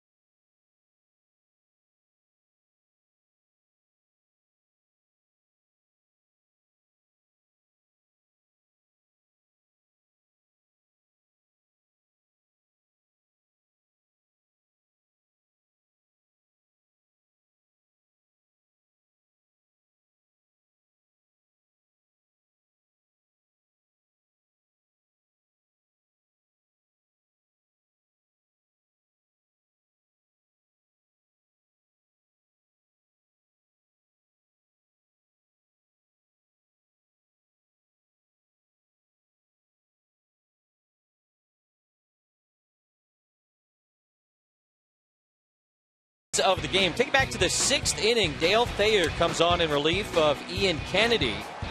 And after Kennedy threw 98 pitches in 5 innings, Thayer and Sean Kelly, who pitched the 7th, do their thing. And then in the 8th, Joaquin Benoit emerged and did his thing. Reds had one man on in the 6th, one man on in the 7th, one man on in the 8th. But the Padre bullpen getting the job done and keeping this a one-run game, and that means it is Kimbrel time here at Petco. A job so well done by the bullpen. 3 innings collectively, only 2 hits, 1 walk, and 4 strikeouts. And those gentlemen we just saw. So enter Kimbrel. He last pitched on Friday against the Phillies. 1 inning. He struck out 2 Phils. And Billy Hamilton pops up a bunt. Kimbrel takes it himself. 1 pitch, 1 out. A couple of premier closers in the building here this week. Aroldis Chapman for the Reds, Craig Kimbrel for the Padres. And if you are a guy that swings a bat, good luck. Yeah, and you know what? It leans towards Kimbrel. Save percentage, ERA is better. Close opponent's batting average. Chapman's got him on the strikeouts by 1. Any way you look at it, it's a photo finish. I'll take either of them. Absolutely. 2 of the best and most exciting to watch. Gotta love the theater of the thing. Leadoff man Brandon Phillips takes a 98-mile-per-hour heater, strike 1. This is an easy one. The Cholula flamethrower for Craig Kimbrel. 98. Hot sauce! Strike 2. Turned it up a notch. You want some water? Colin Ray will make his major league debut tomorrow. Join us at 6:30.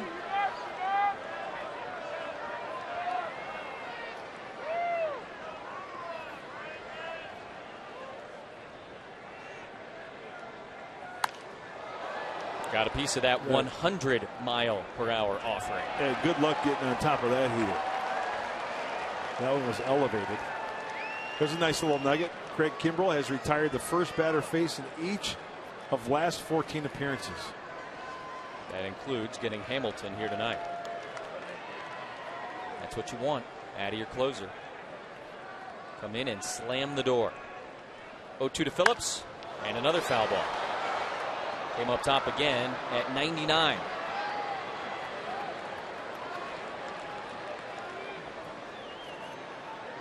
Stay tuned. Padres Live, the postgame show, coming up right after Kimbrel slams the door on the Reds here. Mike Pomerantz, Mark Sweeney going to break it down, and then after that, stay tuned for a great spotlight focusing on Derek Norris. It's all good here on Fox Sports San Diego. Another foul ball. Curveball from Kimbrel that time. Left it up. Got to be careful with that curveball. Even though when you throw 99-100, you hang that curveball. Speeds up the hitter's bat.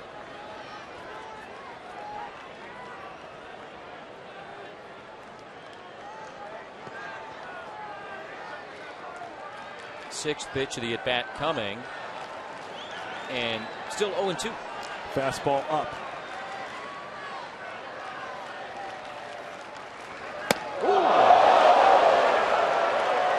That'll move the feet. Yeah, and obviously no intent right there. You can see Brandon Phillips sporting the old smile after this one. Yeah, it gets away from a little bit, but the last thing Craig Kimbrel wants to do is put a guy on by hitting him.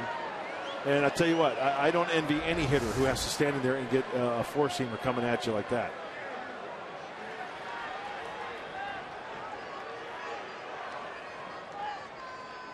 Comes back with the curveball and strikes him out. That's when you tip your hat to the opposing pitcher. After the four-seamer up and in, I mean, look at that swing on the curveball down and away. No chance.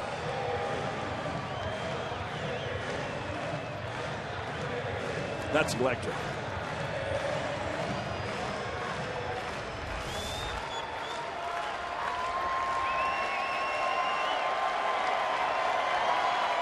Suarez 0 for 3 with a strikeout and a walk. Strike one.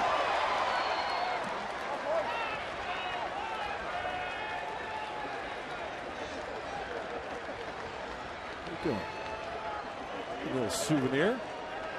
Got a pocket for it, too. Yeah. What the Mary Tyler Moore is going on there?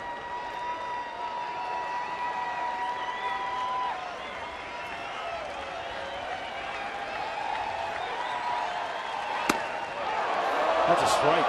It was earlier tonight.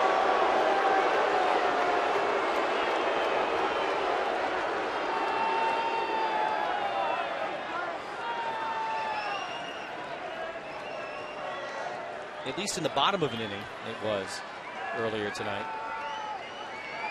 Yeah, pitch number 2. Up a little bit, but on the corner. That's a strike. High strike. Lays off the curve, 2-1. One of those nights where the calls behind the plate have not gone the Padres' way, but still 1 out away from collecting a 1-run win.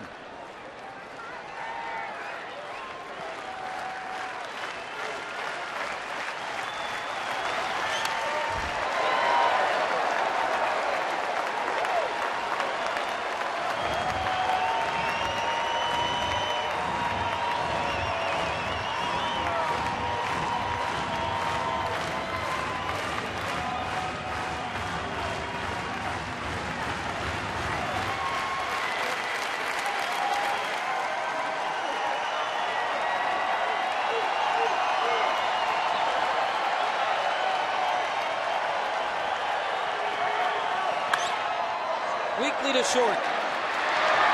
Barnes got it, and that's it. A 2-1 win for the Padres as Craig Kimbrell collects his 32nd save, and San Diego improves to 43-0 when leading after 8 innings. Justin Upton, the 2-run homer in the 4th, all that the Padre pitchers would need. A tidy 2 hours 55 minutes as San Diego back in the win column. And Mike Pomeranz has Padres Live, the postgame show. Mike? Guys, what we see in just a couple of minutes, we'll break down the action on the field. We'll take you around the league, and we'll talk about a nice job done by the bullpen. Plus, you're going to hear from the manager, Pat Murphy. We'll see in just a couple of moments on Padres Live, the postgame show.